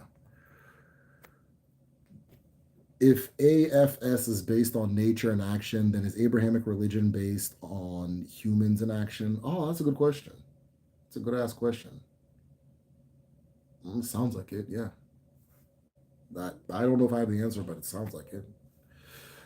It also keeps the mother physically. It also keeps the mother physically healthy. Yes, absolutely. Right. There's also a balancing thing going on because if you're breastfeeding, you're growing in this direction, right? And that's pulling your back this way. And you have this other thing that can pull your back this way. Okay. So you notice a lot of older women in the West look like this. They look like this. And the ones at home, especially in the village, they can still put a book on their head and walk, and the book won't fall. No. Truth about that wisdom. I observed one old man buying herbs as a kid. I looked down on it, but when way of life simplified. There's so many wonders that emerge. Absolutely. Keeps the core tight. There you go. There you go. Right? How do I get my stomach back? How do I get my stomach back? You know. And it's unfortunate too because I blame black people. I blame black people because they always have to wait for white people to do something to be like, okay, it's fine. I can do it. I can go back to doing it. It's okay now. They're doing it. I can do it now. Right? So that's y'all, man. That's y'all. And I say y'all because sometimes I wonder. We are our ancestors, he said. So now that white people are carrying their kids on their body, you can now, we can finally do it. Oh, thank God. Oh, thank you. So, man, shout out to white people. Shout out to white people for giving y'all the permission to breathe, you know? It could be worse, right? Connected to unborn offspring. Are we connected to our offborn? Yeah, same thing. It's the same thing. I think that oftentimes when I teach it, there's this focus on ancestors, ancestors, ancestors. But the ancestors are as important as the unborn. Okay? The ancestors are as important as the unborn. And I'm glad you asked that question too. That was a really good question. The ancestors are as important as the unborn. I don't know if that translates as well in the West, because my perception in the West is that nobody wants kids. That's my own perception, right? As somebody who grew up in an African household, people don't want kids, and sometimes they get offended when you bring up this concept. But the unborn and the deceased, it's all one, and they are of equal value, and they're all part of your family.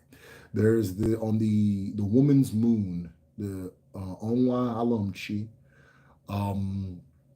or the Onwa Eku in some communities. The expectation is for women to acknowledge their ancestors and to speak to and acknowledge their unborn children.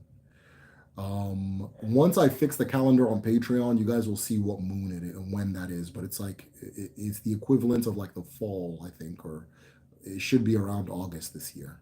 It should be around August this year. So you'll see it, and then on the calendar for Patreon, when you click it, it'll tell you what the moon means and how to acknowledge and that kind of thing. Any rituals that might be important for it and so forth. But yeah, the unborn is very important. Udo Dirigimone. Also, what I meant, Jesus, how Christians say God through Christ, so then Allah, you can reach greater through your ancestors. Okay, yeah, exactly. Yeah, exactly. Yeah, that's a good analogy. The West has nukes, but we have ... Amen, duck. Abraham had a monopoly on belief. I do think the power of nuclear weapons are overestimated to scare people, though. It's like nukes are overstated to scare people. And yeah, that's that. Right? A lot of that's propaganda. They're not, you can't blow up the world with nukes, you know. Anyone can look it up and see what I'm saying. But we've been told that they can blow up the whole world, and then once you get that idea out there, then people start thinking I better listen to what he says. He might have something in his pocket, you know. But you can take out a significant portion of a city, right? You can take out a significant portion of a city.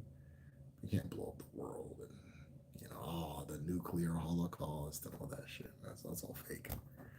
You can go Google the one that they did in Japan. That place looks nice now, you know. the nuclear fault. It's not that deep.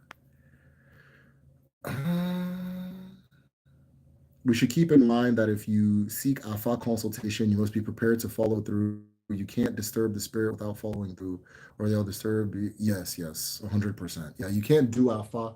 Oh my God, Diana, thank you for that. You can't do Afa, get instructions, and go about your day. You gotta follow.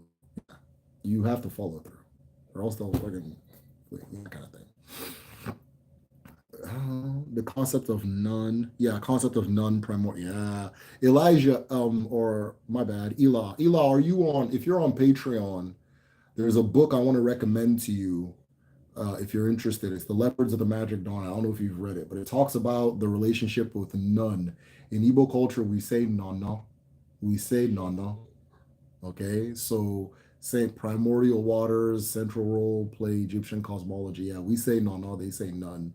And the author made a connection between the two that was really interesting. So, also related to the noon, when the sun is at its highest and it's at its hottest, right?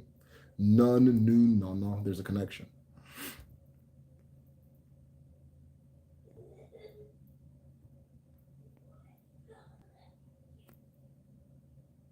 Herbie's heavily linked with Gemini, the twin, right? Yeah, two sides of Agon. Yeah, makes sense. Your explanation of Agon also reminds me of the term Sophia. Ah, John, yeah, there you go. There you go. The male Agon is Hermes. If you want to go Greek, the female is referred to as Sophia. Okay, is the Greeks call the female Agon Sophia, right? So when you do philosophia, philosophia just means the love of Sophia, reverence of Sophia. You're doing Sophia worship. Who is Sophia? Is wisdom. Who is Agon? Agon is wisdom. Agon is the spirit that is connected to Etu, the mind of Chukwu, the mind of the creator. Okay? So once you become a Di Abia, a master of wisdom, you are connected to and a member of the world of Agon, or a philosopher.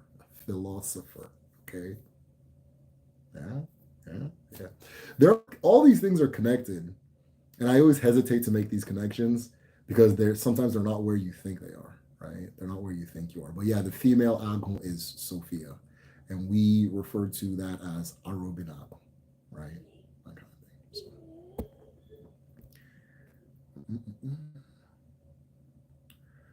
None. I study Igbo language on Tuesdays. I study, then I watch movies. I love it. He said, let's ring the bell for Latasha. That's dope. Latasha, I'm waiting for you to sign up for our class. So we teach Igbo, but ours is very intense. It's not intensive, but it's immersive, right? It's like a class. It's a full class. So 3 days a week, that kind of thing. So if you try to become fluent, we got that. And it sounds like you already have a head start. Movies are a good way to learn. So I did we should say thank you to the sun, the air, the water, the wind, and the earth every single day.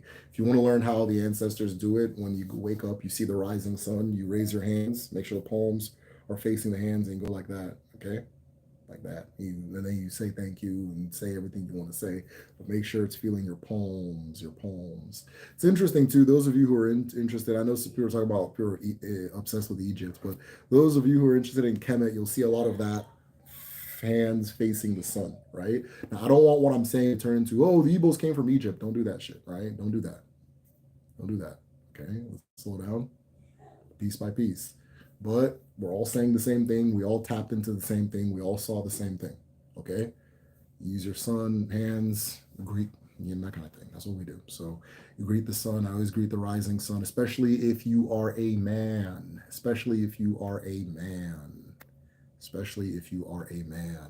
The Nigerians say you get reason. You get reason. Is like, listen, I don't need to tell you why, but once you do it, you'll see what I'm talking about. There's a reason I'm saying what I'm saying. You get reason. Okay. I'll do more. Derek, you ignored my comment. Oh no. All right, Derek, you know my comment on cosmology, but I'll leave with another mental knowledge. Potential energy is female, kinetic is masculine. Yes. Got that from After God is Deviant, book 1, 100%. Yeah, David, was that your comment? Thanks for making that comment because it's 100% true. Appreciate you sharing it. Those of you who haven't read After God is Debia, try to get a hold of it if you can. But yes, potential, still, feminine, kinetic, masculine. We say omomo na ikenga. Ikenga is kinetic. It is the masculine force in the universe. Omomo is the feminine. If you are a man, your expression of the ikenga, that is your strength, your source is in your doing, right? And the omomo, her source is in her creating, her, that kind of thing. So I'll do I would like to upgrade to take traditional medicine class. How can I find the schedule detailing what is offered and when? Okay, Jermaine, that's dope. I maybe I should have a place where I have the schedule. So we just ended the traditional medicine class literally this week. In fact, this morning we had our graduation send-off meeting, a send-off party, right? Whatever you want to call it. And the next one is going to be starting in a month. So you do have some time. Um, but if you message me on Patreon, I'll send you all the information. Okay. But the traditional medicine class will typically be Monday, Tuesday, Wednesday for the first class for August 1. And it is, I can't remember what time. I think it's 5 Central. I'm not the best with times and numbers and things like that. I think it's like 5 p.m. Central. And so if that works for you, then that's cool. Classes are recorded, so if you miss a class, then you'll watch the recording. And the class is taught by our DBA, our in-house DBA Uzo. If I want to know if I'm Onyemiri, my mother is in my bloodline, should I talk to you or the in-house DBA? All Smiles B. I have an answer for the question you asked on Patreon. So I'll be answering you in a little bit. I just want to give it time to think. I want to think about it a little bit because I do have an answer for you, but I want to think and then I'll give you an answer soon. But yeah, I think the DBA, that would be something for the DBA. You get a reading and then he can tell you. But I do have something I want to share that might help you also find an answer. Right.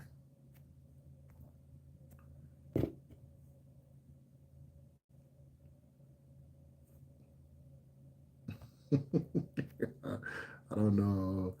As a half Igbo, half Yoruba, a Dibia not being a Babalawo is crazy. Yeah, Dibia and Babalawo is not the same thing. Babalawo is an Nze. In our tradition is an Nze. What we call an Nze. Okay? I have a video called Nze Explained. And that might, or they're not one to one, but they're closer translations. And I have to ask Baba Alewe because he gave me the name of the Dibia equivalent. And the Dibia equivalents in the Yoruba culture, people are scared of them. So they go to the Balalo instead, right? Um, yeah. Yeah. And they're more plant oriented. They tend to live on the outskirts. Like I think he did a good job explaining it where they're more outskirts people, and the Babalao is very much in the mix of the society. And a Dibia is an outskirts person, right? Is an outskirts person. You know what I'm saying? So a bit more. Hope that made sense.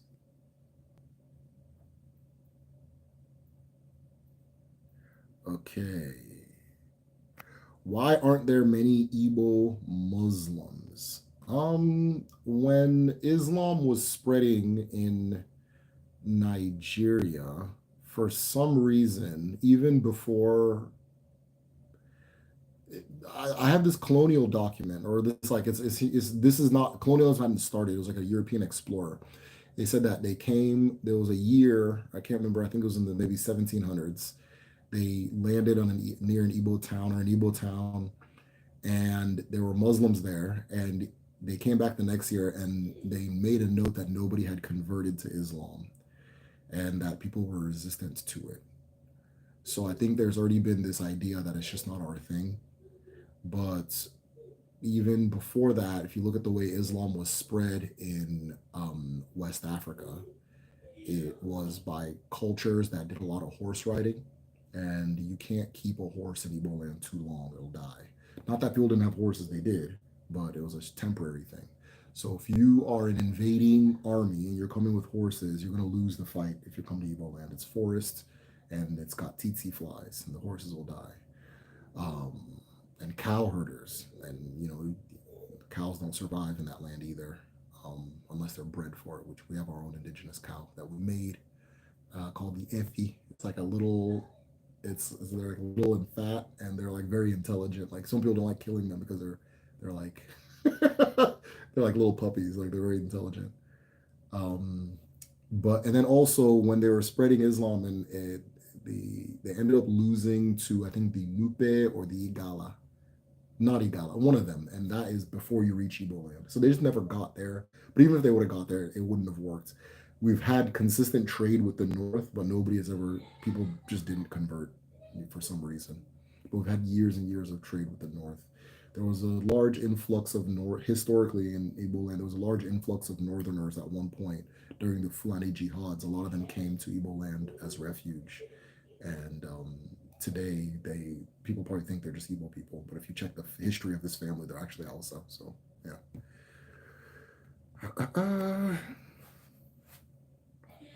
And there will, hey, Angelical Pickles, and there will, oops, now this you said, I may not have my market day right. It's all good. It's all good.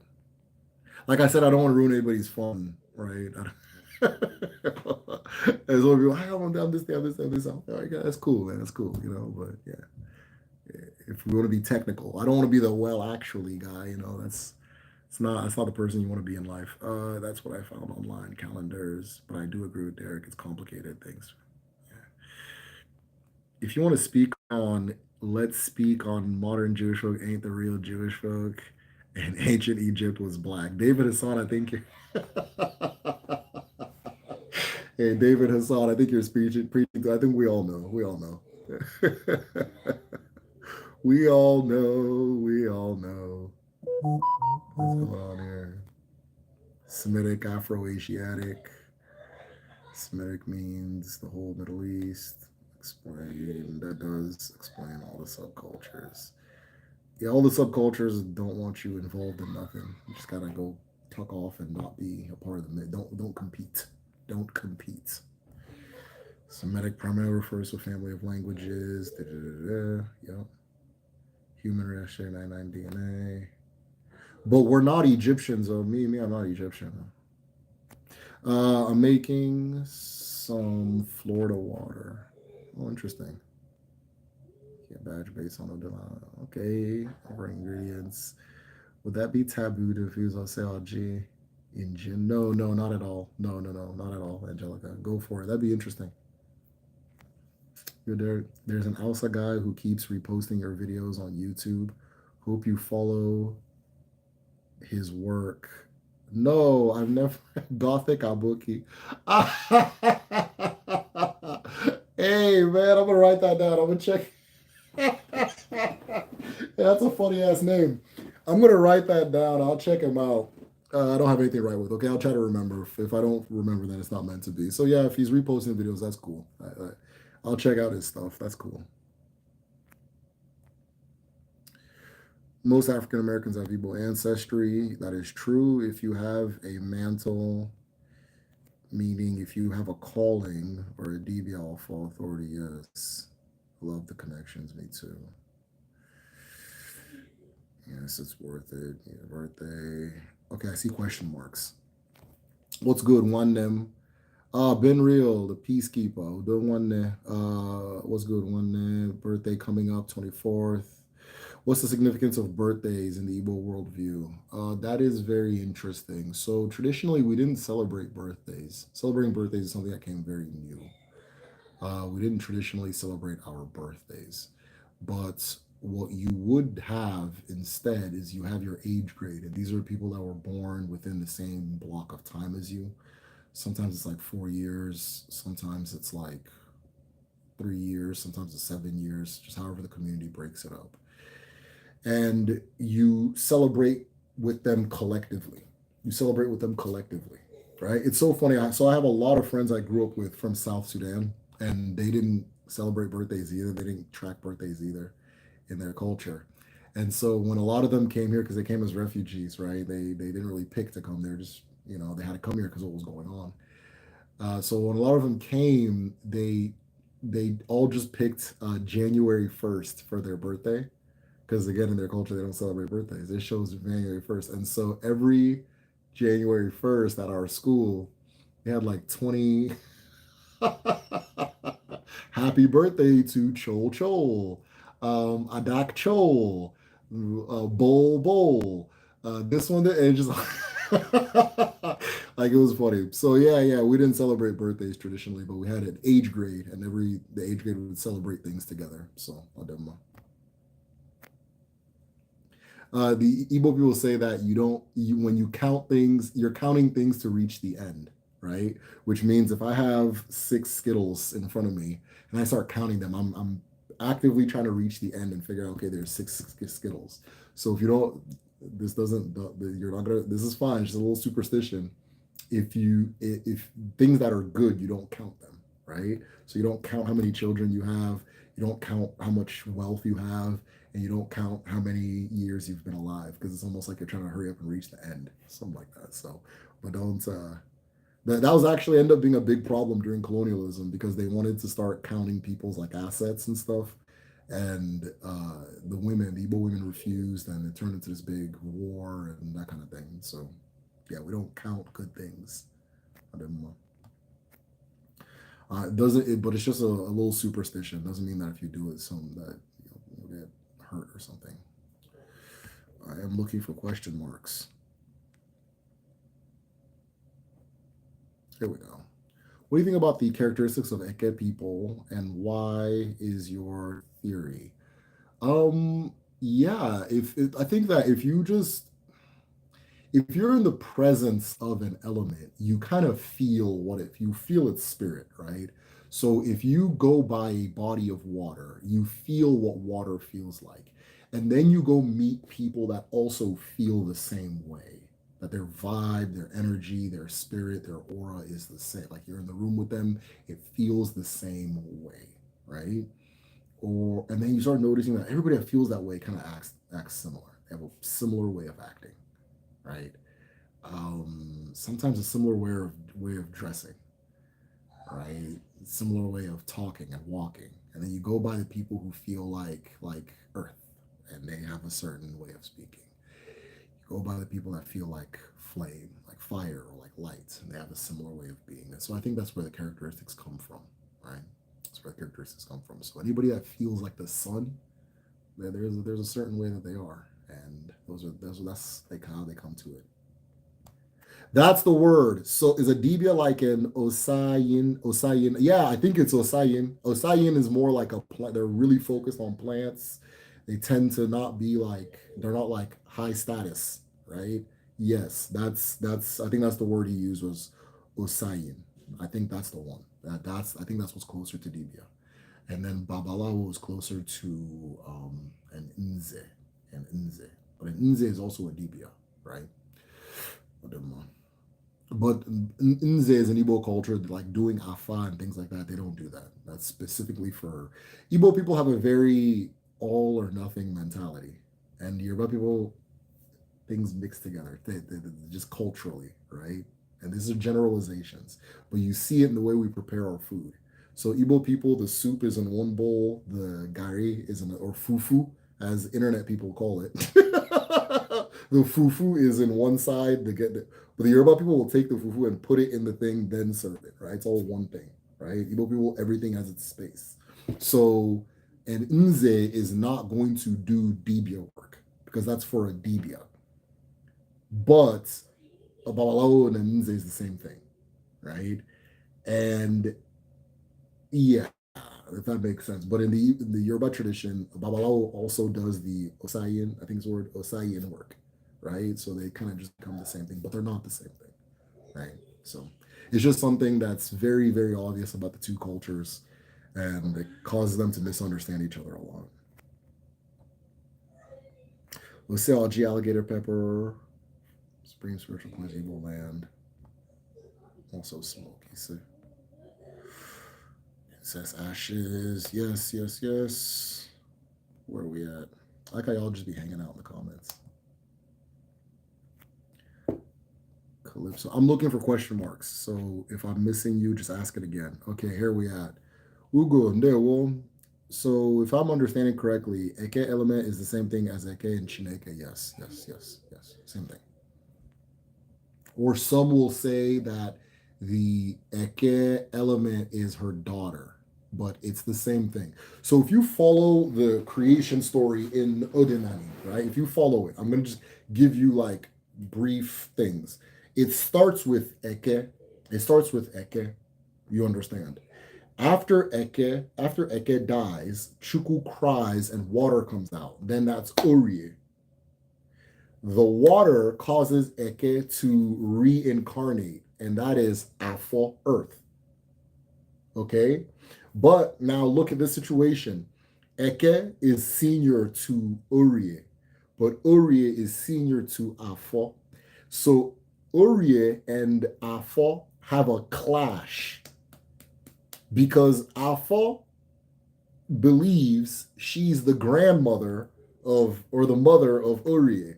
But Urie is the senior and maybe even the mother of Afo, so they clash. And so there's this phase in a lot of Igbo stories where everything is muddy. Everything is deke, right? Everything is mud. Everything is just, there's no order. It's mushy and muddy. And then wind, somehow, some way, ikuku komosu, then separates the water and the earth, and each one has its space. Okay? So that's Eke, Urie, Afo, Nkwo. The Nkwo is the one that set up order between the Urie and the Afo. Okay? And that kind of thing. So that Eke is the same Eke as Eke. It's the same thing, right? And then when we're talking about the 4 market days, some people say it's her daughter or something, but I say it's the same thing because it's following the sequence of events. It's the story. So, having a whole, yeah, it's all good. Right. No, it's all good. I like when you guys become friends. I think that's a really cool thing. So there's a lot of that happens on Patreon. There's a lot of our group studies. So a lot of it happens in the Kedu classes. You get people just becoming friends, going to each other's concerts, going to I love it. I think it's cool. The Medicine Shell Atlanta people tend to hang out a little bit more because there's they got the numbers. But yeah, I like it whenever you guys connect. So I seen people planning a trip. I was like, all right. They never invite me on. But they hang. Everybody hangs out, so it's all good. Where are we at? Oh, get out of here, deke deke. Sounds like dege dege in patois, which is messy. So smelly. That your name is Wild, by the way. So yes, smelly. That's interesting. You know what I love? I love when someone who speaks patois takes a Kedu class because they always do something like this. Like they always hear an Igbo word and be like, "Oh, in Jamaica we say, oh, over here we say that kind of thing." So deke deke is the new one I've learned. I've learned that bufu is an Igbo word, but I think in Jamaica it's used for somebody that's just like big, but as an insult, right? And in Igbo, it's like you've gotten big past the point of being useful. Oh yeah, buffer way, like yeah, that kind of thing. Big. So all these different, I'm learning all these different terms. There was another one. I don't want to say her name, but one of our students, she's an Igbo 3 now, so congrats to her. But she was giving me a whole bunch of them. She's like, yeah, then this over in Jamaica we say this, and then she's like, okay, do you guys say this too? So yeah, that's crazy. Even like okra, right? That's an Igbo word. I suspect gumbo is ngurunguru, but I could be wrong. It might be something I heard it was like Senegambia or something, so I could be wrong. But it's the same thing as gumbo and ngurunguru is the same thing. So yeah, no, I love when you guys do that. So yeah, dege dege and deke deke, they might be the same thing, but dege deke is like a mess, chaos, messy, muddy, that kind of thing. Versus particle forces, nucleotide forces, the 4 months gang, I guess is very interesting so far. Yeah, Angelica Pickles tends to that is dope. Hey, I'm very, of course, I'm very interested when you're done, so please let me know. There's somebody else that broke down something else that I want to share in our next group study. So yeah. We'll get similar in Yoruba, Ogun equivalent to Agun.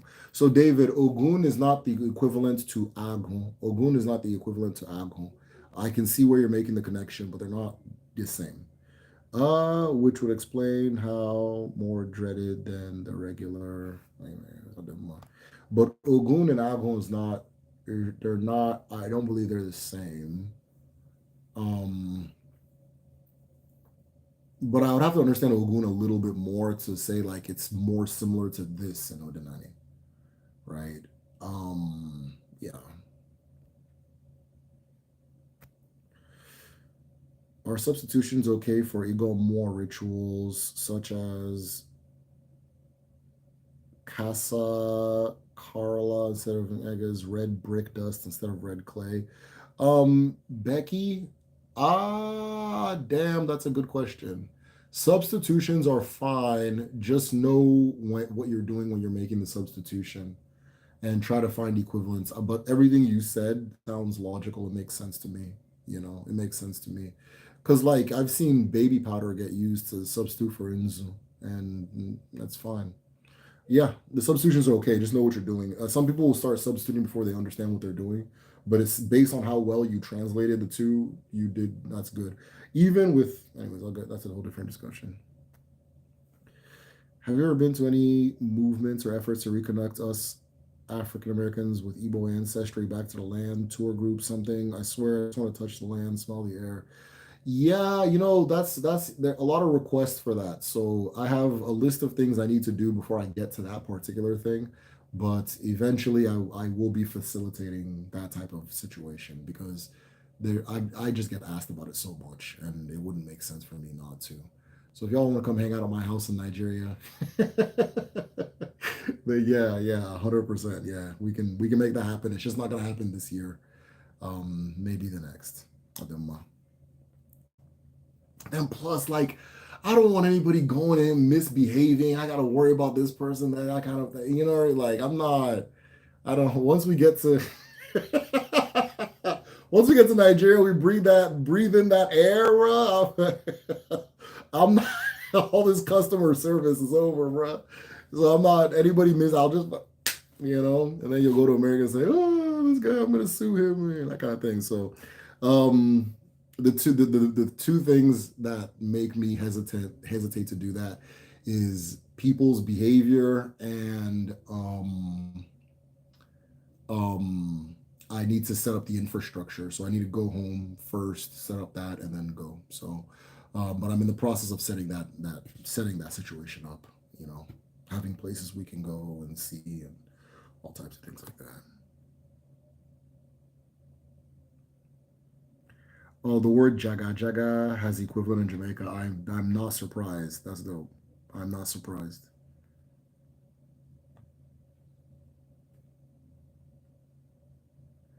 That hurts my alcohol than me. That's hilarious. Ogun separate thing. I'm looking for question marks. Ogun always gave more of Ikenga. Yeah, I think Ogun is more similar to Ikenga, like a concept that surrounds Ikenga more.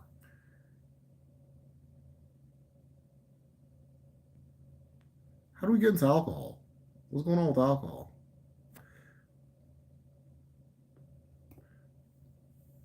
No Ogun. Oh, as in med. Oh, okay. Yeah, David, you're good. You're good. Yeah. You're correct then. So yeah. So Ogun. Oh, I'm sorry, Ogun. We say Ogun to say medicine. Wait, Ogun refers to fingers and technology. Okay, so check this out. So in Igbo, one of the names for Arobinagun, which is the female head of Agun, is also Ogun. Ogun. And of course, she's responsible for things like technology, all that stuff. So now you're cooking. Okay, yeah, I see what you're saying now. My bad.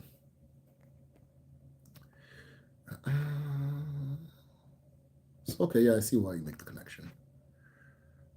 Derek, we need that, bro. Being taken as the worst. No, I believe that's true. Yeah, no, I think I'm definitely gonna facilitate something, but listen, once we get to Nigeria, my parents, like, when African parents, they always threaten you, like, some people get in trouble and then their parents will take them to Nigeria and just start flogging because you can't do that here. I'm not gonna flog anybody, right? But I'm not taking any goddamn. I swear, nobody is interrupting my peace in no goddamn Awo Mama Nigeria. It's never going to happen. So yes, I will facilitate these trips. If somebody wants to misbehave, you're going to see reciprocal misbehavior that you couldn't fathom. Okay, this is not necessarily a threat. I'm not gonna hit anybody or anything like that. But just I don't want anybody misbehaving in no goddamn Nigeria, right? And when you get there, you'll understand what I'm saying. When you get there, just kind of feel a little more a little more froggy, you know. So yeah, no, definitely. But I get asked this weekly. So at this point, I'm getting myself ready. We have a WhatsApp for those who want to go. Yes, they're setting up a trip right now. So I'll give them a. Do your DBS and ASIBO instructors invited us to their houses? LOL. Yeah, I'm not surprised. Yeah. I'm not surprised. Yeah, we'll see them when we go to. We'll see them when we go to. There will, though Michael, I don't know if you guys knew, Michael is not going to be teaching with Kedu anymore. He put in his resignation. Um, but I mean, if y'all still want to visit Michael, we can still go to Enugu and see Michael. Those of you who were in Kedu at the very, very beginning, if you were ever coached by Nedu or coached by Uju, both of them are from my village. Nedu was actually my cousin. And so, yeah, you probably see them too if you go back. So, people gotta act right. People gotta act right. People gotta act right. Which I know you will. I know you guys will. So, but there's always one in the group that wants to act juvenile and internet-ish. And so I'm just letting you know. Once we're not in America,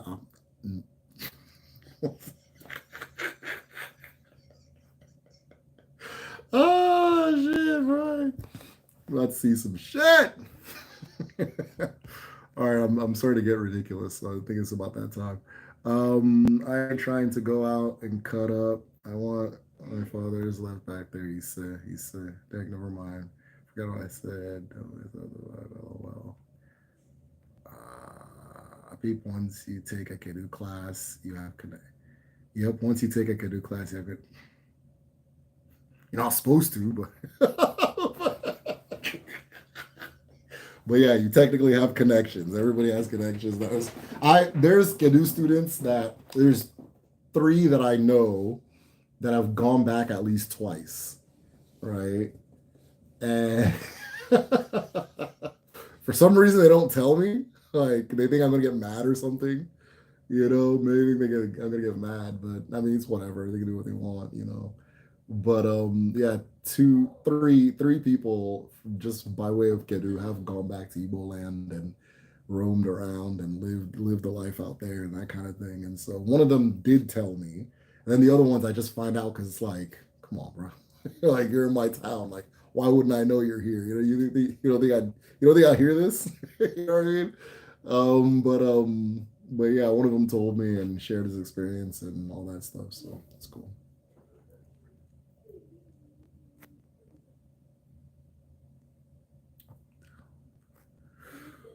Okay, I'm missing hella questions. Be real, you have to come to the class.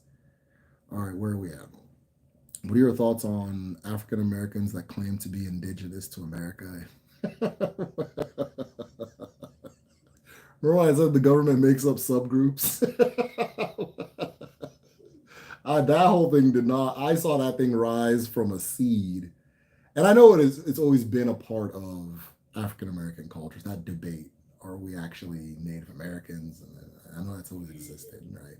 My grandmother said this and this and that, right? I can't tell another person where they're from, right? All I can say is I saw them start this from a seed on Clubhouse, right? And it grew and it grew and it grew. And if you go on Clubhouse, probably doesn't even exist anymore. I don't know. If you go on like TikTok and you're African, you're bombarded with that content. Like it's every other thing. If you're African, you get bombarded So I made a post. I was like, hey, what type of thing does uh, TikTok show you that you don't want to see? And the Africans were answering that Black Americans are Native American. Black Americans are Native American. The Black Americans were answering Africans saying we don't have culture. Africans saying we don't have culture. The white people were saying, some of the white guys were saying Black people invented everything. you know? And then I remember I was like, that's kind of weird, right? So, I naturally see patterns where they exist. And yeah, it's gained steam, it's gained wind. I can't tell somebody where they're from, where they're not from. So if if a person says that they're Native American, then they're Native American.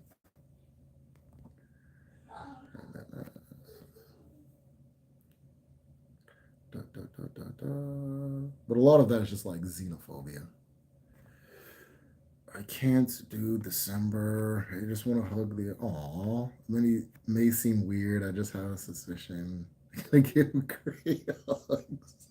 All right, Becky. I'm glad you have a plan. It's so random, but yeah, no, I'm sure they do. They do actually. They do, to my knowledge. Without sounding weird, hugging old women feels really nice, right? I know when they decide to shut this whole medicine shell thing down, they're gonna use that clip. And be like, yeah, see, he was weird the whole time. But yeah, hugging old women feels really nice. There's just something that feels really nice about it, right? Even like when I was in Houston, I had this job. I had this job where there were these state workers and they were all older black women and they did not play about me. They did not play about me whatsoever. I got hugs, I got food, I got anything I wanted. If anybody, even if they suspected somebody wasn't good for me, they'd let me. Hey, see that girl right there? Stay on. Okay, no, thanks, Miss Francis. All right, baby. That was real love. That felt like the elder women in the village. That was real. So, um, where did that even come from, man? I miss Miss Francis and them. So yeah. Oh yeah, the hugs. Yeah, yeah, yeah. There's something just very nice about it. Hugging my grandmother, all that stuff. My mother, all that. Shango is a big part of Grenada, Trinidad. What is the Odinala? Okay, so Brandon, and for me to know the Odinala equivalent of Shango, I guess you'd have to explain Shango. I think Shango's associated with thunder and lightning. Now, there is a chance that Shango is a deceased ancestor, like an ancestor, which is, I heard that Shango was a person first.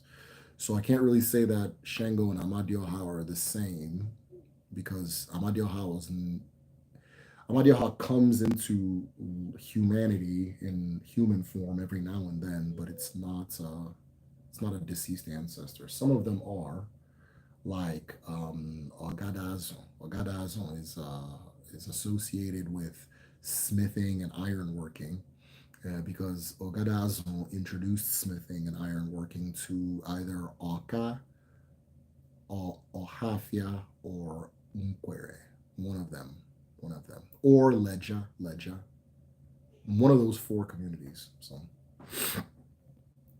I don't know if it's the equivalent of Amadioha. I don't know. Professor saying he's gonna whoop. No, no, I'm not gonna do all that. They're gonna use this as evidence too. This is what like there's one time my family made friends with this guy in our old town. He'd come hang out, this and this and that. Then one day he just decided to pretend he fell from our stairs outside and nobody saw it. And he was really dramatic about it. And they got an ambulance, and we were just like, what the fuck is this? And then they said he was trying to sue because our stair was high or something, but they dropped the case because it was, you know. But like it was obvious this guy was trying to, and so oh shit. So that's like a American style 419. So I don't want nobody talking about, yeah, see on the live, he said he was gonna beat people and then he did this and then I don't hear none of that, bro. I don't want no. Okay, going home for me is absolute peace. It is absolute, complete, and total peace. All those people tell you, oh, Nigeria, the traffic, but I don't feel none of that shit. So I don't want somebody coming there and making the air hot for me. I don't want nobody annoying me. I don't want anybody acting like a goddamn jackass saying nothing. I don't want none of that shit because I don't want to hear about no, oh, this person said this to me and all this shit. I don't want to hear. I'll tolerate all of it here because that's what I'm here to do. I'm here to tolerate it, right? I'll tolerate all that shit. I'm like, man, once you open that and then you get that hot ass Nigerian man, look, bro, I'm buttoning, and then from there, we're just gonna be cool because I come here for peace. I come here for peace, right? So I got to get over my concerns about having my peace eroded. Um, but once I get past that and once I set up the infrastructure, then I'll try to get something going. So, act like you have some goddamn sense, right? I will, man, look. Now, kedu.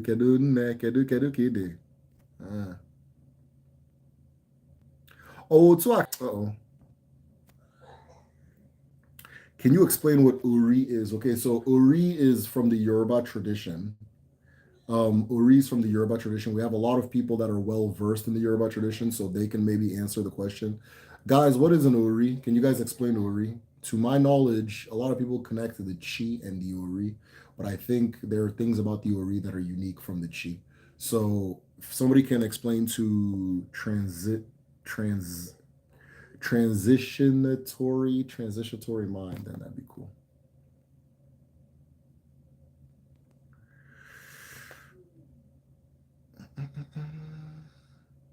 Michael's Mask book is published now. He said, cool. I didn't even know that.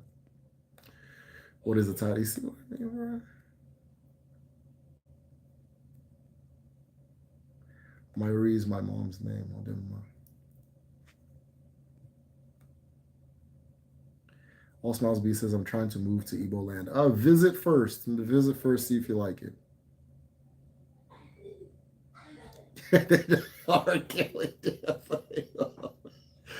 No, never. But yeah. If someone wants to spin up a story, they'll get that. Yeah, he says he likes hugging old women. What's with that? Shit. Older people gravitate to me. Yeah. Can you explain the similarities between Obe and Ifa? Okay, so Akil, I teach Odinani, which is Igbo tradition, the Igbo tradition. So if that's what you're referring to, I would have to be better versed on Obe to understand. To my knowledge, though, I think that most African diaspora on continent cosmologies say very similar things, but based on the culture of the people, they focus on different things. So in Obe, there is, to my knowledge, I could be wrong, there's a stronger focus on nature, which looks more like Odinani than Ifa, right? There's a stronger focus on nature and medicine and things like that, which that's what it looks like. The Abara, right? The gods, as they're called, right? Are not as emphasized as they are in Ifa. Okay. So, but I do need to study Obe more to give a good answer on that. Now, if you specifically want to know between Obe and Ifa, there's people in the comments that study Ifa. They can answer that. They can smell the fact that I'm a baby of my family. Oh, that's adorable. Yeah, no. I had about four of them. They did not play about me whatsoever. They knew I liked coffee. They'd make sure they'd make the coffee, and they'd be like, okay, your coffee's ready. There was this one girl that was fond of me at work, and they hated her fucking guts. They did not like, man. They wanted that girl to stay the hell away. They kept warning me, hey, you better stay away from her. Anytime she say something, they just respond with, Oh shit. Yeah, so that's Houston though. Yeah, I miss Miss Francis on them.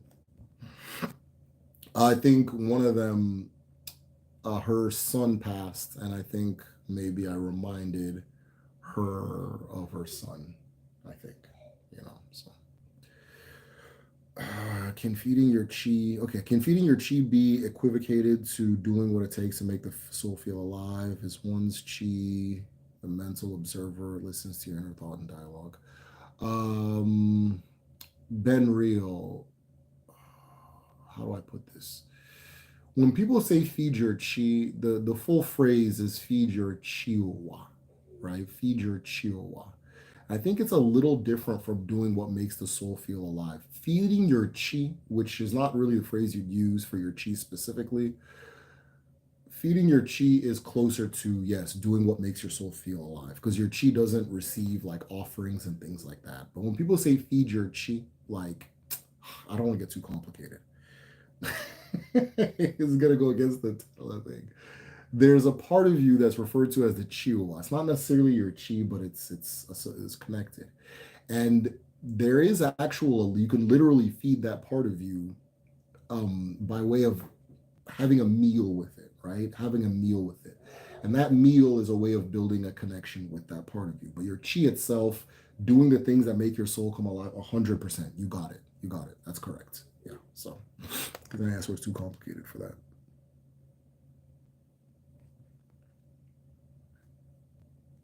Uri is more closer to Agho. Yeah, I think so too. Are you interested in other parts of African history and culture? Or just focus on Igbo? Yeah, I focus on as much as I can. I focus on as much as I can, but I don't tend to speak on things unless I'm grounded in it. So I learn as much as I can. As far as history, yeah, I know I'm all up in everybody's stuff. As far as their spirituality as well, I do study that. But I study the ones that help me understand Odinani more, right? I study the ones that give me more clues into Odinani, right? So there are some things like I'll look at like in Ifa, for example, that if I look at it, it gives me another way of looking at something in Odinani, then that helps me understand it a little bit more on the other end and vice versa. Okay. So yeah, I study as much as I can. I've started looking into hoodoo a lot. I'm not really started past 2 years looking into hoodoo, looking into obe a little bit, but there's not much you can find or that I have found outside of like basic surface explanation stuff. But hoodoo and obe, just because the parallels to Odinani are very strong, and the perspective, like the way of approaching it, is very similar to Odinani. And a lot of my research in Odinani is pulling me towards looking at stuff in the Congo, and so I'm doing that as much as I can. One of the if I were to learn another language, I'd try to learn Lingala. But then I was told that Lingala is like a Creole of a bunch of like, so I need like a straight up indigenous Congolese language. I thought Ori was like Chi.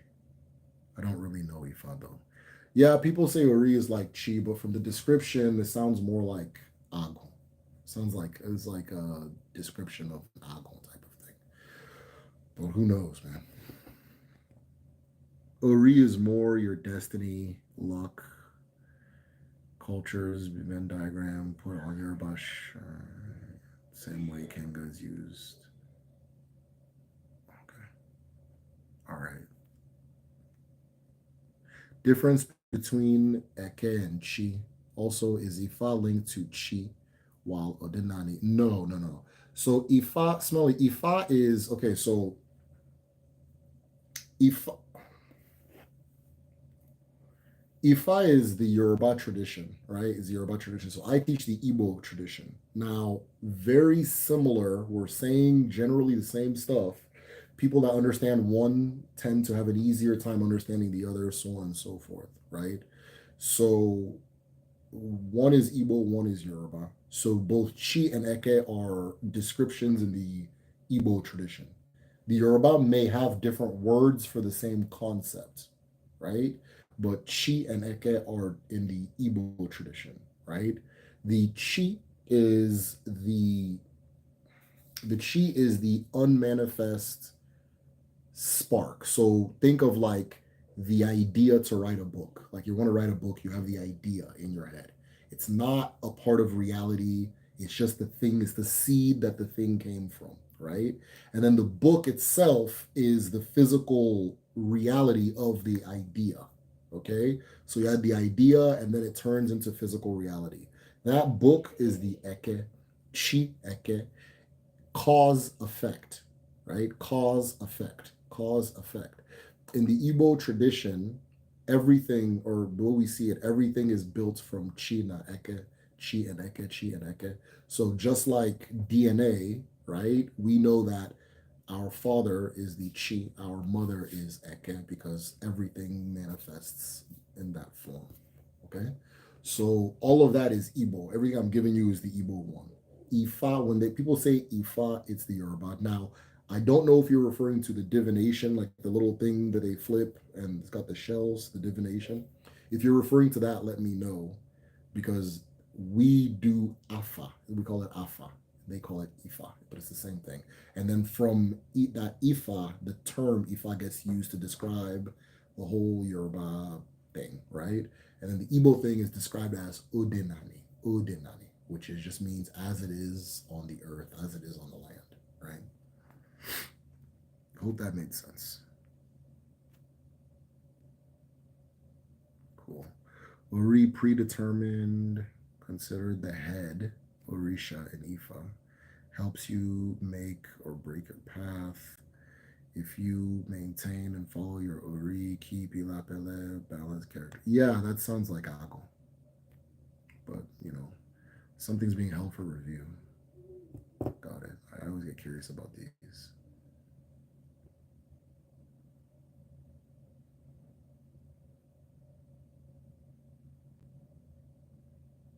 What? Lucky. Yeah, we know.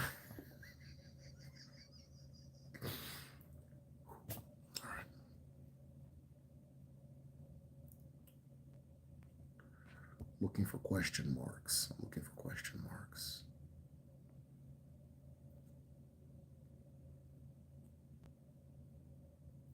Oh, interesting. For Obe, Ibo, Apapala, Yoruba Opele. Interesting. Did the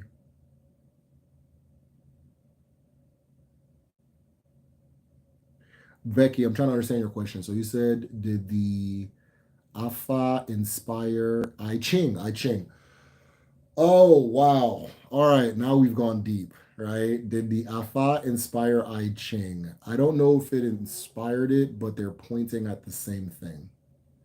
I think, okay, I don't know if it inspired it, but they're both the same wind of inspiration, if that makes sense. Okay. So the way wisdom happens and the way knowledge and consciousness happens in Odinani, right? There is a thing called Ako, there's a thing called Uche. Ako is like a stream or a spirit that you're getting from Eke, which you're getting it from the earth, right?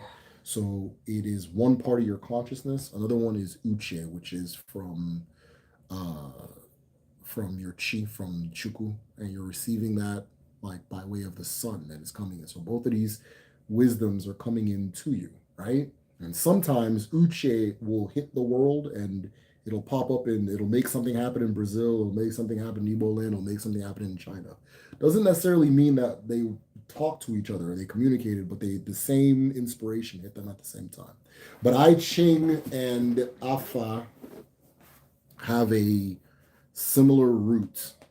They have a similar root, and most of Chinese civilization is built on that binary chi and eke, or something, nothing, white, black color uh, dynamic from Hafa. So I can't say who inspired who. Of course, the African cultures are older than the Asian cultures, so that might have something to do with it. But we're both just acknowledging the same reality, right? I Ching is it's like a Chinese divination, and from that divination do a whole bunch of stuff with it, but it works with the same thing with Afa, where it's up and down, or it's like they do light and dark. So, which you understand, Ubi and Aku, as we call it in Igbo. Akunu Ubi. And then from there, it makes different codes and stuff. Oh, Asian stuff, good for them, man, you know? What's your perspective on the renewed interest in returns to Afro-Indigenous knowledge systems such as Hoodoo Adenani and Ayagas, seen in films like Sinners and the Dahomey documentary? I haven't seen the Dahomey documentary, so I'm just hearing about it. So earlier I was saying this thing about Uche, about how we receive these waves of inspiration from beyond, and we call it our consciousness, but we're really tapping in. We're tapping into something that can exist without us being here, right? So it's not really our consciousness. And you'll notice that when we're tapped in, everybody who's tapped in is receiving a very similar message. When I started my channel, before I started it, I was writing a book, which I'm actually still writing. I was writing a book and I had a dream, and this woman appeared to me, this old stern woman who I now understand who that is. And she told me to, she didn't say anything, but for some reason I knew to look at my palms, and I looked at my palms and I woke up. And then I start my channel, and a bunch of people start sending me these messages, like, especially after my Insibidi video, my Debia video, and my Alcohol video, and my Nemiri video. And then the Chi video, then everybody's like, oh, yeah, me too, you know, that kind of thing. And then they start flooding in. But those are the ones. And people would send me these messages. Hey, I saw this Insibidi video. I had a dream. This old woman came and she gave me this symbol. What does this mean in Insibidi? Hey, I had this dream. This old woman came to me and gave me this, that, and just all this thing over and over. This old woman appearing to people in their dreams and instructing them or giving them something or watching them do something. And then from there, they know that they need to start following an ancestral spiritual path. But one day, I'm not going to publish anybody's emails, but the amount I got it was eerie, right? And that tells me that the movies, the music moving in this direction, all these different things, and the connections that we're making, diaspora and continent, the connections everybody's making, how we're all very interested in each other right now, despite what all the despite the diaspora wars, which is normal. That's normal. All the interest we have in each other now, the crossover. Like I'm like a lot of, for example, now a lot of Black American people are learning African culture, but I've also noticed that when Africans come here now, they don't try to learn the whatever they call the American English. They learn AAVE instead, right? So there's this thing that's happening, and the art is people. All these artists are making this. All these like you'll see it most in the art world, right? The art world is just it's black. The black art world right now is a lot of like deviant work going on. It's not by accident, right? It's not by accident. There's something that has awakened, and she's taking back what's hers, and she's resetting things the way they're supposed to be. And all of us who have received her somehow, some way, know what we need to do. Some of us have started. Some of us are waiting to start. Those who are waiting, I'd say go ahead and start. But there's something going on, and it's bigger than we all just had the same idea at the same time. But yeah, Sinners doesn't surprise. Nothing about Sinners surprises me. Nothing about the music that's coming. There's none of this shit surprising me. You know, something big is going on. I got him why. Yes.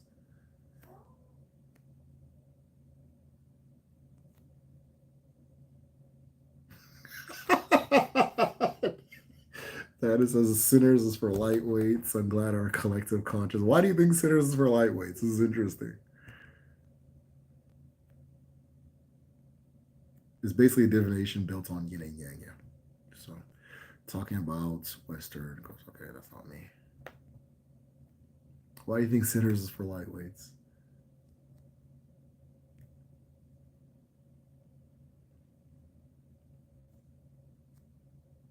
Made an AI Arashi. I asked about Uche. It said that Igbo ontology, emotion, and thoughts are a braided river. Damn. Damn. What? AI spitting. So that uche is the seed and the fruit of thought. Yes, yes, yes, yes. 100%. 100%. That's AI said it better than I could. Yeah. Uche precedes thought. Okay. Uche precedes emotion. Uche, it's a thing before, it's actually a thing before. We say it's thought, but if we want to be really technical, like you said, it precedes thought. Right. So I'm supposed to be taking a quiz. Hold on. I knew this was. I've answered one question. Continue. Okay, good. Yeah, it's all one. It's the seed of thoughts. I called it Uncle GPT. It calls me father. God damn, what? What the hell's going on? Yeah, man. AI Irish. Hey, why not? You know, that's dope. That's really dope. That's really dope. Like a braided river. Well, Sinners was kind of lackluster. Hold on, wait. Let me go back.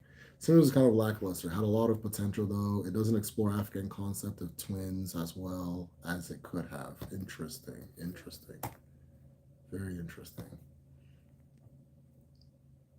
I may need to talk to your AI Irish. LOL. That's my uncle, I believe. That's dope. Surprisingly, no, because Texas was cut off from Mississippi River. Actually, a lot of slave owners ran like cowards after setting up in Arkansas and Texas. They were scared of the Civil War. Yeah, so I found this really good YouTube channel that does like it reads. It's like a guy reading people's letters from that Civil War era, and like, oh man, it's such a good look into like what the world looked like at that time. It's such a good look into it. Recollections, yes, Part D. Y'all, I'm taking a test right now, so so I'm gonna be looking away from the screen every now and then. So far, good. Our last names, two last names have any significance, like genealogy. My dad's last name is Uche Bazo, Uche Bazo, and my mom's is Wadike. But my folks told me someone just came up with that. Yeah, so smelly. In in the time of my grandfather, the government said that everybody has to start having last names, and so people either just took on the name of their father, right? People just took on the name of their father. So your last name is likely the name of either your grandfather or your great grandfather, depending on your own age or your family's age, that kind of thing. So it's not that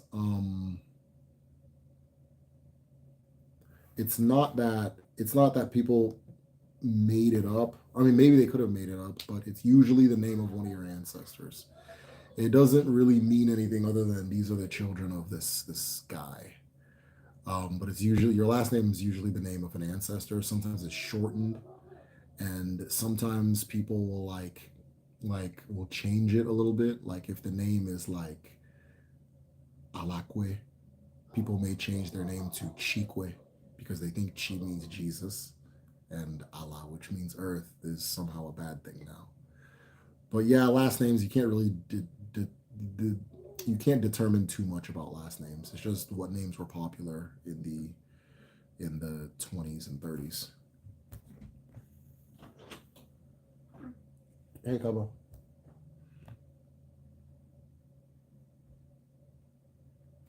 Like, can I look up ancestors the same way Westerners can with my last name?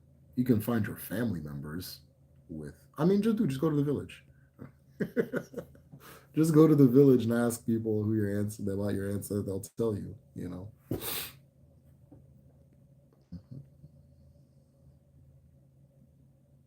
I'll not be critical of sinners, but there was only the mojo bag, the knowledge of inviting, not inviting spirits and music and time, much about it. Yeah, I don't know. I feel like you guys oversold sinners to me. I think it was a little oversold. It wasn't bad. It was good, but people were talking about it like it was like super cryptic and stuff. And I was watching it, and Like I hope I'm not missing too much, but yeah, there was the mojo bag, there was the music, some of the symbols like the scar. That's from Yoruba. That's one of the clans in Yoruba. They do that scar. So having half on one face and then a pure face, or without on the other face, that was very symbolic. The concept of inviting spirits, absolutely. So earlier somebody said something about feeding your chi.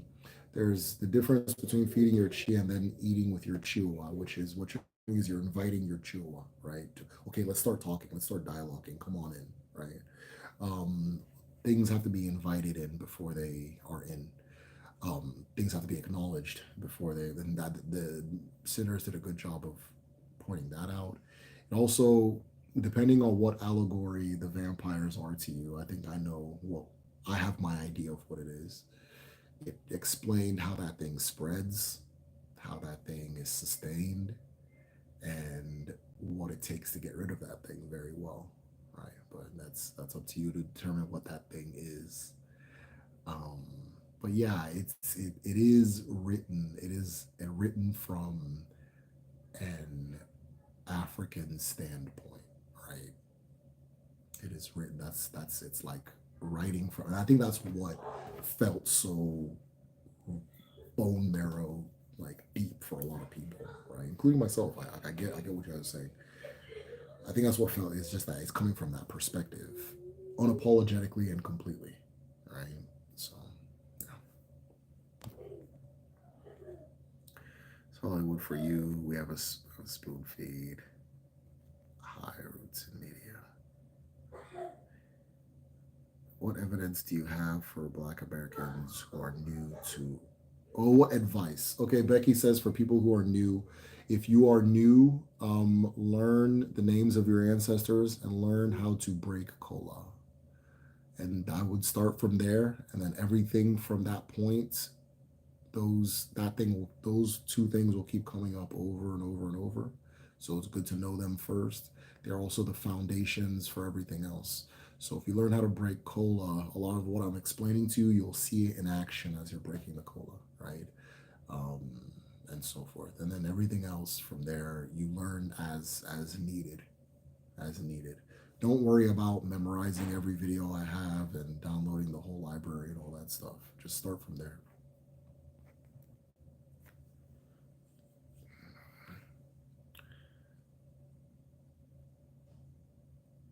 Yeah, yeah, okay. That's yeah. So Monica, yeah, I think Sinners is a good awakener.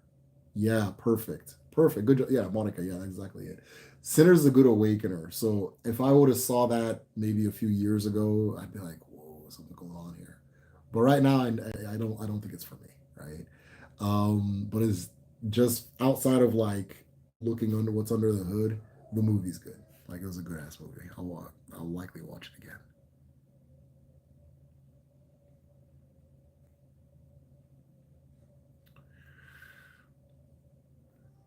Most folks black anyway. Most Americans are 30. That's why for our culture, we're just excited, don't mind us. Yeah, yeah, and I understand a lot of it is are 30. You mean thirsty or 30? Most of us Americans are right. No, I think that also it like from a history perspective, I think that the fact that I'm Igbo, it's this the movie isn't necessarily talking to me. I think it's specifically talking to Black Americans, right? Which is fine. So you're gonna feel it different, right? You're gonna feel it way different than I would, right? That kind of thing. I acknowledge that. That was pretty obvious in the movie.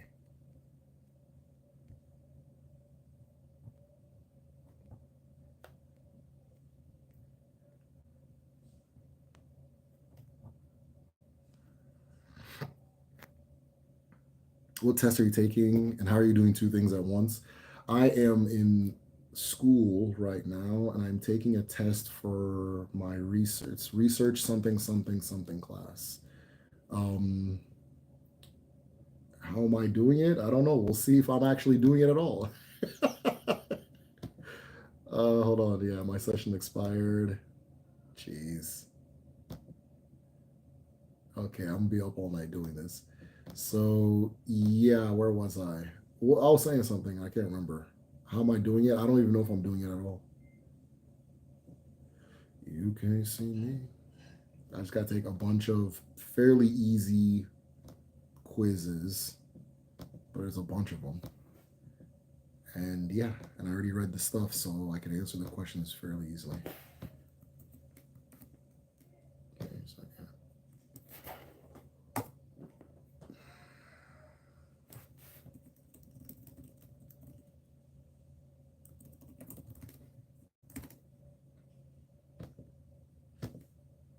I do 15 of them. All right, where were we? Classic vampire is an Irish idea. Maybe the classic vampire, but we also have an understanding of vampires um, in Africa too. The deep, like when I first started going really deep into it, and I had this DBA who was teaching me, and he told me how vampires are made, and you can make a vampire, that kind of thing. But I'm not gonna share that here, right? All right, where are we at? It's Thursday. I got a protective barrier around the crib.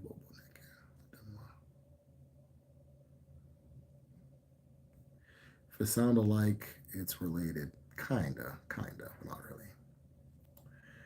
How can we discover our ancestors when we don't know of it? Becky, I think you had asked another question. Oh yeah, where to start?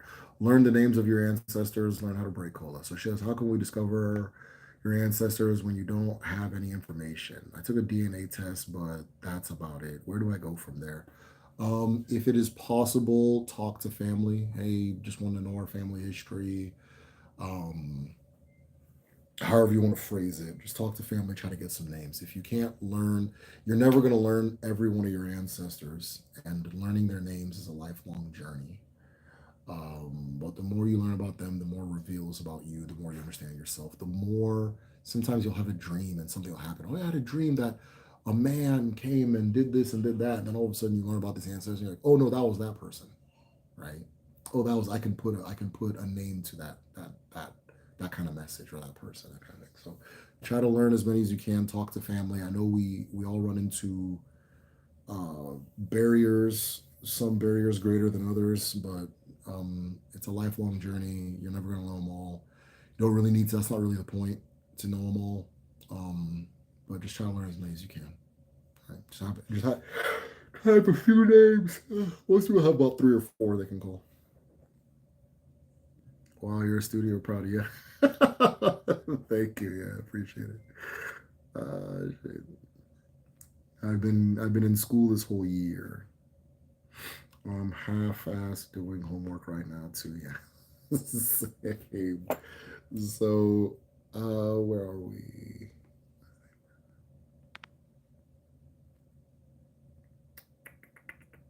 What's the highest teaching to you in spirituality? What is the highest teaching? It's a good question because I've never really thought about that.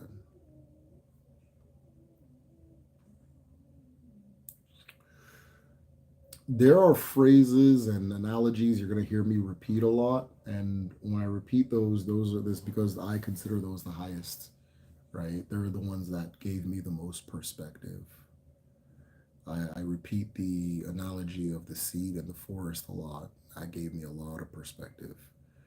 Um, I think the most wisdom comes from the proverbs, the Ilu, in Igbo cosmology, Igbo culture. The Ilu, learning proverbs. That's the highest form of learning to me. Can vampires be made by accident? Yeah, but if based on what he taught me, if somebody is turned into one, you are already abusing them to begin with. So yes, they can be made by accident. But either way, trace your parents, or siblings, kids. Yeah, I have names of my parents. My maternal brother gave me a family name. Cool. Any spiritual significance of rabbits in Odinani? Yes, yeah. Or at least a native animal. So I have this. Oh boy. I have this video called Sacred Animals. If you ever get a chance to check it out, check it out. It was a two-part video, so watch them both. But one of the animals I brought up was the rabbit, and in some communities, rabbits you can't kill rabbits, and if they come to your house, you treat them like a human. Like, if you kill one on accident, you give it a funeral like a human. And the reason this community does this was during the time of the slave trade. The story was that a community was attacked, and the people that went to hide. Wait, no, I'm sorry. Let me put it this way. Oh, wait, no. The community was going to be attacked, and this Dibia, she was a woman. So this Ezenwai told them that on this day there's going to be an attack coming from these people, and they didn't know how they were going to deal with it. And so she told them that she's going to keep them safe, that they're going to go hide in the forest, and that, oh God, am I telling the story incorrectly? And that she was going to turn herself into a rabbit and use her footprints to mislead them or something along that level, something like that. I'm telling the story poorly. I told the story in the video, Sacred Animals. And so after she did that, the slave raiders came and they didn't see anybody in the village, and they followed the rabbit's trail and it led them out of town. And so from that day forward, the people uh, honor the rabbit, and they don't use in their community. A rabbit is a guest of honor, right? If it shows up in your house, that's like a dignitary in their community. And the community today is called Newi. Newi means mother rabbit, right? And Newi is, if you are into Odinani, Newi is a phenomenal, great community to go to, because their traditions are super, super strong. And there's a lot of interesting stuff in Newi. Newi people are very good at business, as I think Odinani tends to make somebody. And so, because they're super good at business, they build cars there. They build all types of crazy stuff: computers, cars, car parts. They're very industrious manufacturing people and good traders. But there are lots of shrines to Ned, which is the Golden Mother, which I think is associated with their nearby river. So, I don't know.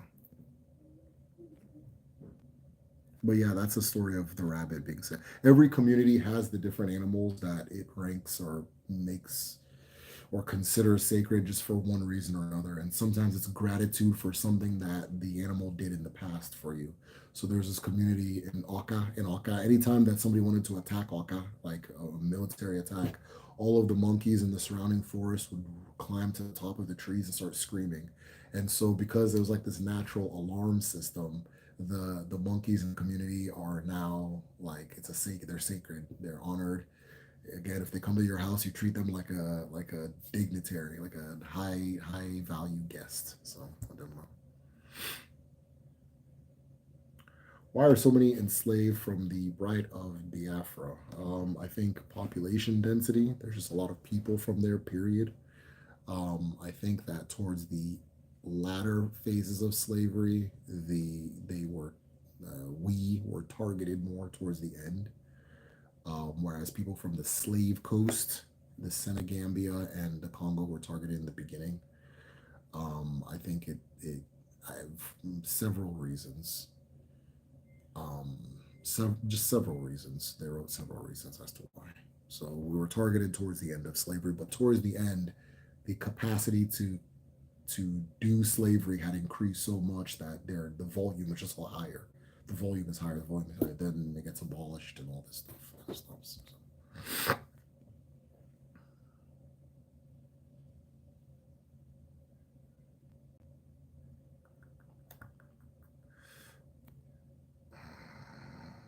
Okay. I'm looking for question marks without ats to somebody else.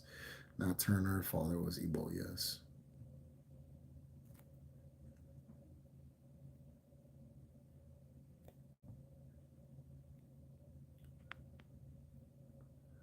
A lot of hearts flying. I wonder why. Or 100s. I don't know why.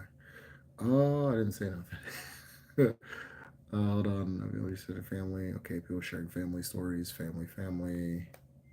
Okay, mother side back up, bro. Okay, all right. Y'all keep chatting. I'm gonna answer some questions.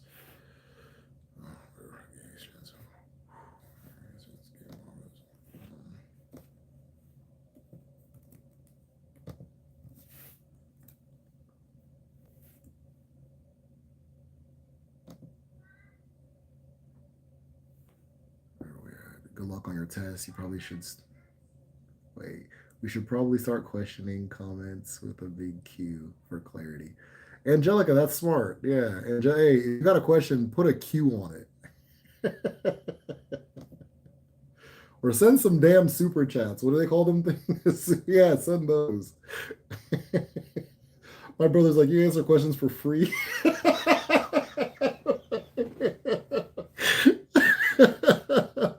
Yeah. Send some super chats. That'll wake my ass up. All right, where are we at? Genetic genealogy has been a game changer. Yeah, big time, big time. I made a mistake with that one. Never mind, dude. What are the questions on your tests? We're highly educated here. Okay. All right, let me find one I can ask somebody. Hold on. There. This one's simple.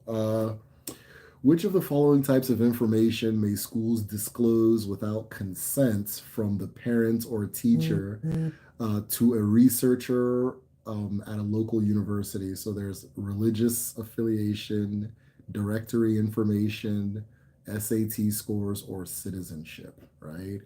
Which of the following information may schools disclose without consent from parents or student? Definitely not religious. Does this count as cheating? Definitely not religious. Definitely not. I think you can trade SAT scores. Let me double check the meaning of directory information. SAT scores, yeah. You guys so smart. Cool. I should do this more often anytime. Like, hey, what's this answer? I don't know why my nose always starts running on these lives. Oh my. Purpose of the purpose of the Family Educational Rights and Privacy Act is to get. I don't. This is malpractice. I think this is how I get kicked out of school. So let me not ask any more questions. So I'll just look at it myself and read it. If you guys keep asking me questions, if you guys run out of questions, I'm gonna shut off the live. So.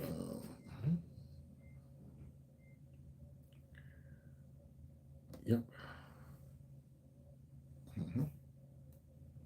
Yeah, it's simple stuff about consent and research. Simple stuff about consent and research. Directory requires consent. Thank you, Dana. I taught community college nursing. LOL, Dana. Oh, really? What school did you teach? If you don't mind me asking, that's cool. Because I think you live in the town I used to live in, and will be moving back to very, very, very soon. So if you don't feel like sharing your business, that's fine. But yeah. Next question in the module. You're on live air. That's funny. Stop snitching. Okay, interesting. Okay, no, I wasn't talking about Tennessee. I was talking about the other place that I'm going to. All right, the last thing answer, I guess clinical nursing as well. That's dope. Determine between the two. Whose culture should you choose if you find? Whose culture should you choose if you find your mom's family matriarchal and your father's side patriarchal?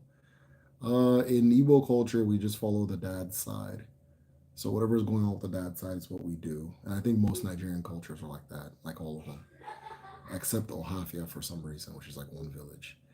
Though, anyways, yeah, I think Ohafia is what they say, so I'll go with it. What do you do in that situation? Damn, that's a good question. That's a really good question.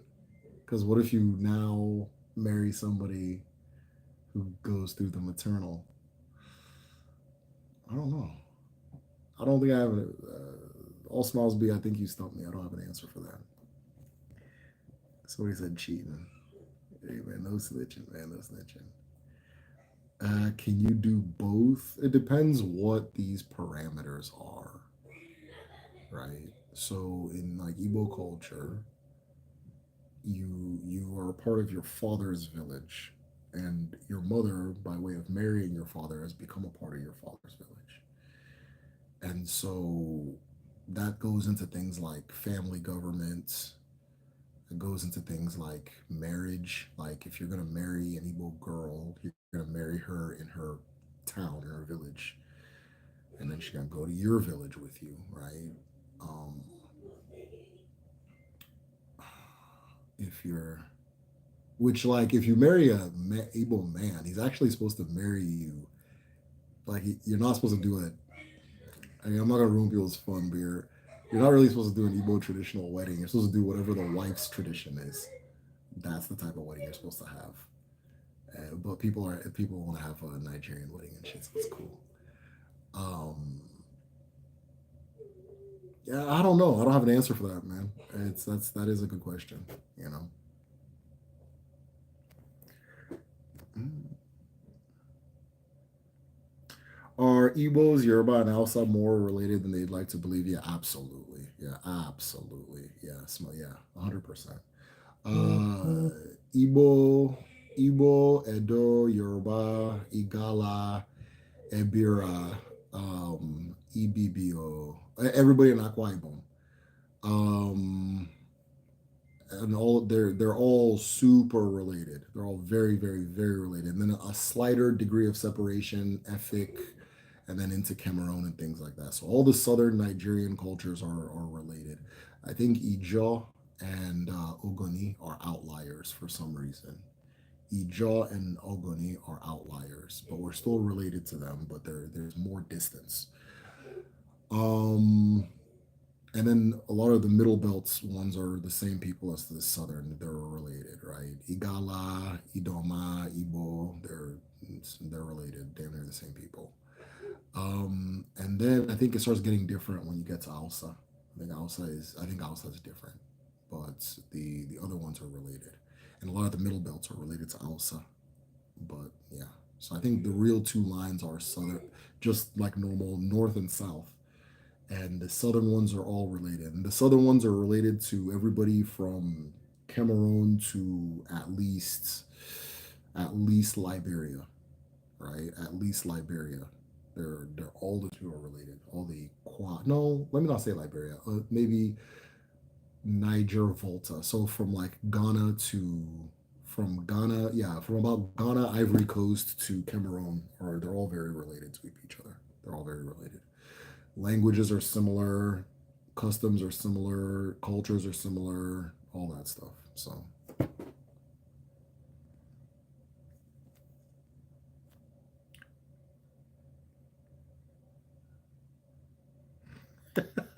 cute how Igbos developed light skin without being mixed. We're the first to live in rainforest. I don't think we're the first to live in the rainforest. Um, I think everybody east of the Niger River is about the same color, right? Everybody east of the Niger River. So Cameroonians are the same color as Igbo people. Uh, Congolese, Gabon, people in Gabon, same color as Igbo people. So it's not like a rare. People keep acting like it's so rare. It's not. It's not rare. It's actually very, very, very, very common. It's just um, but yeah, Cameroon, they're the same color as us. Gabon, same color as us. Congo, same color as us. Going into South Africa, all the same kind of color. So everybody east of the Niger River is kind of the same color palette. I don't want to say the same color palette. And then I think that people from like places with less forest are darker. They tend to be darker, like Senegalese, Yoruba, Hausa, kind of thing. Edo to an extent. Bini to extent. I mean, not Edo, Bini to an extent. But then Ishan people same color as us. So I don't think Igbo people have like some unique color. I think it's just maybe in Nigeria of the three major tribes of the three major ethnic groups, or the one that's east of the Niger. But everybody just going down, they're all the same color, so it's nothing unique.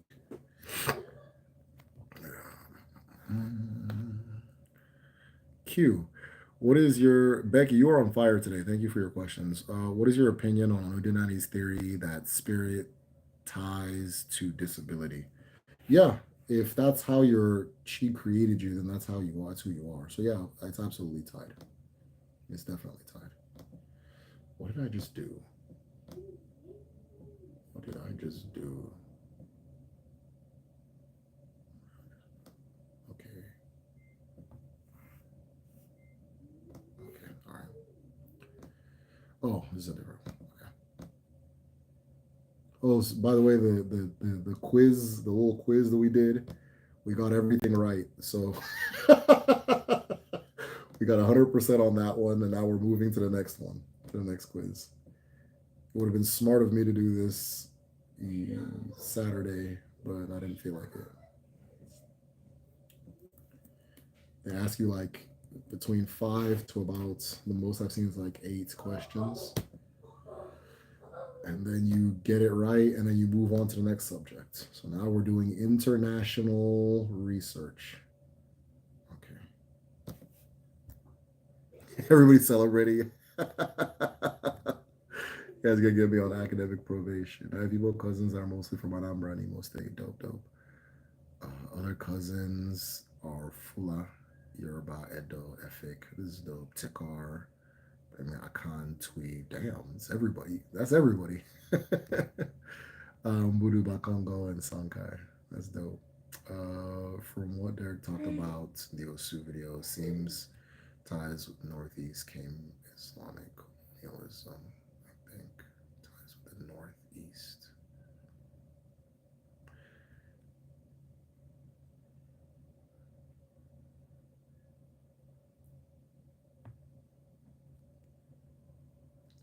Igbo equal people of the bush? No, but in Yoruba, Igbo means forest or bush.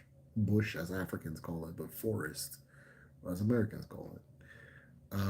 In Yoruba, I think Igbo means forest, but everybody has their different theory on what the word Igbo means. I love learning about this. I'm excited finally get caught alive. Okay, it's really nice seeing you, Becky. I hope you can come to the group studies on Patreon. Colorism, colonialism, yes. Found out my Anambra relative's last name is. Okay, found out my Anambra relative's last name is Mugochukwu. Looking for information on Imo State. Any help would be appreciated. Oh, Monica, that is really dope. That's really good. So I hope you've been able to talk to one of your DNA cousins. That's good. Teamwork makes the dream work. Hey, we didn't do any teamwork. There was no teamwork. There was no teamwork. Y'all gonna get me kicked out of here. Homework by committee. No homework. We didn't do that. That never happened. That never happened. That was AI. My point is White can come back around. Oh, and Idoma and Ibibio cousins. Yeah, Idoma is very similar to Igbo. The word Idoma means good people. In Igbo, we say Ndioma. So that'll tell you what you need to know. Ibibio, very similar to us too. It's super interesting. Very interesting.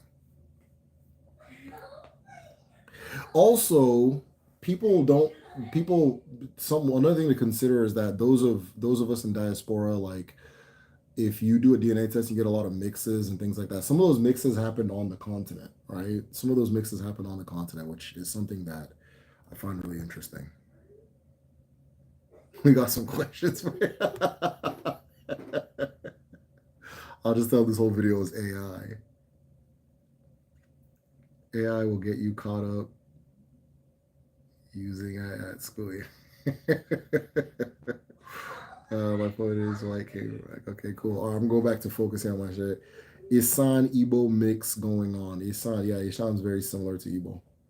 Very, very, very similar to Igbo. I had a good friend from Isan, and she was basically just telling me that Isan is more like Igbo, Bini is more like Yoruba, so that makes sense geographically. I also saw some pictures of Isan people in the 30s, and they're dressed exactly like us. No, not 30s, the 1910s. 1910s. Anyama, good hearted people. Yeah. I have a bunch of random Euro bits in mine, so who knows? Probably just good old colonialism. Yeah. We say. All right. I hope you guys don't mind me doing this here homework. Yeah. Okay, good. Clinics in Jamaica. Sagas.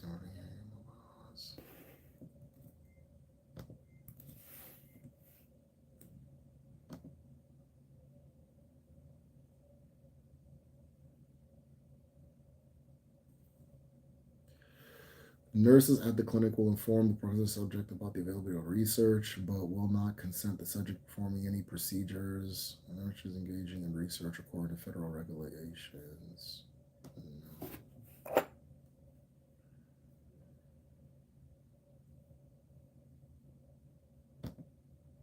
Okay. All right. Where are we at?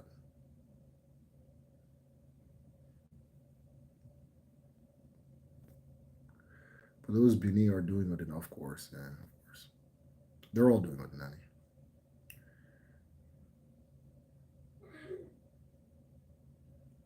That's linked back. Words of power. All right, y'all. Looks like we're out of questions. This has been a really good discussion.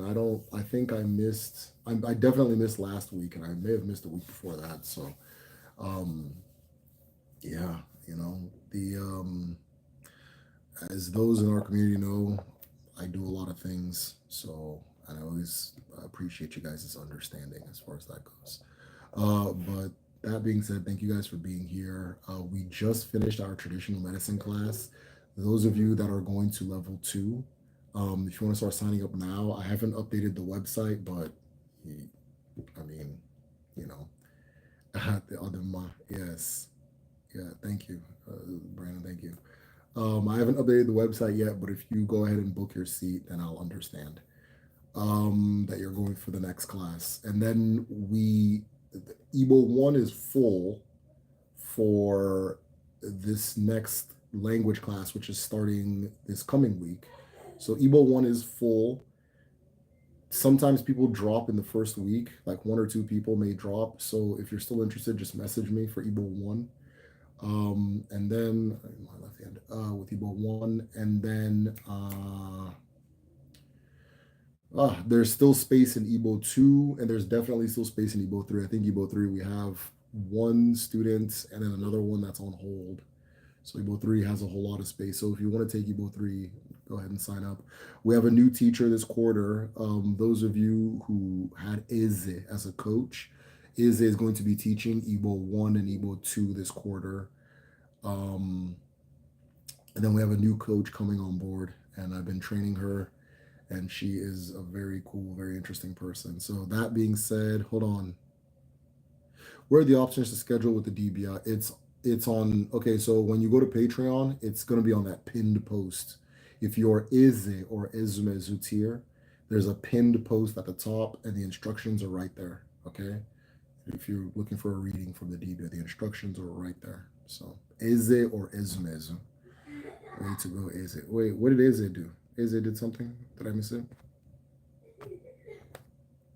Oh, never mind. Maybe I missed it. Think about repeating Igbo 2. Angelica Pickles. Okay, if you want to do that, that's fine too. I'd hurry up. We're about to start this next week. So if you want to get in, just message me and let me know. Igbo, not everybody, but a lot of people repeat Igbo 2. A lot of people repeat Igbo 2, so that's not uncommon, and I think I know why. I think Igbo 2 requires you to do the most shifting in how you approach language, like mentally. and sometimes it doesn't click until the end. So a lot of people at the end will now tell me, okay, I want to take the class again. So if you want to take Igbo 2 again, it's not unheard of. It's very common. Go for it. Or maybe you missed days or something. But yeah, but yeah, both of Igbo 2 and Igbo 3 both have space. So get in where you fit in. Odebma.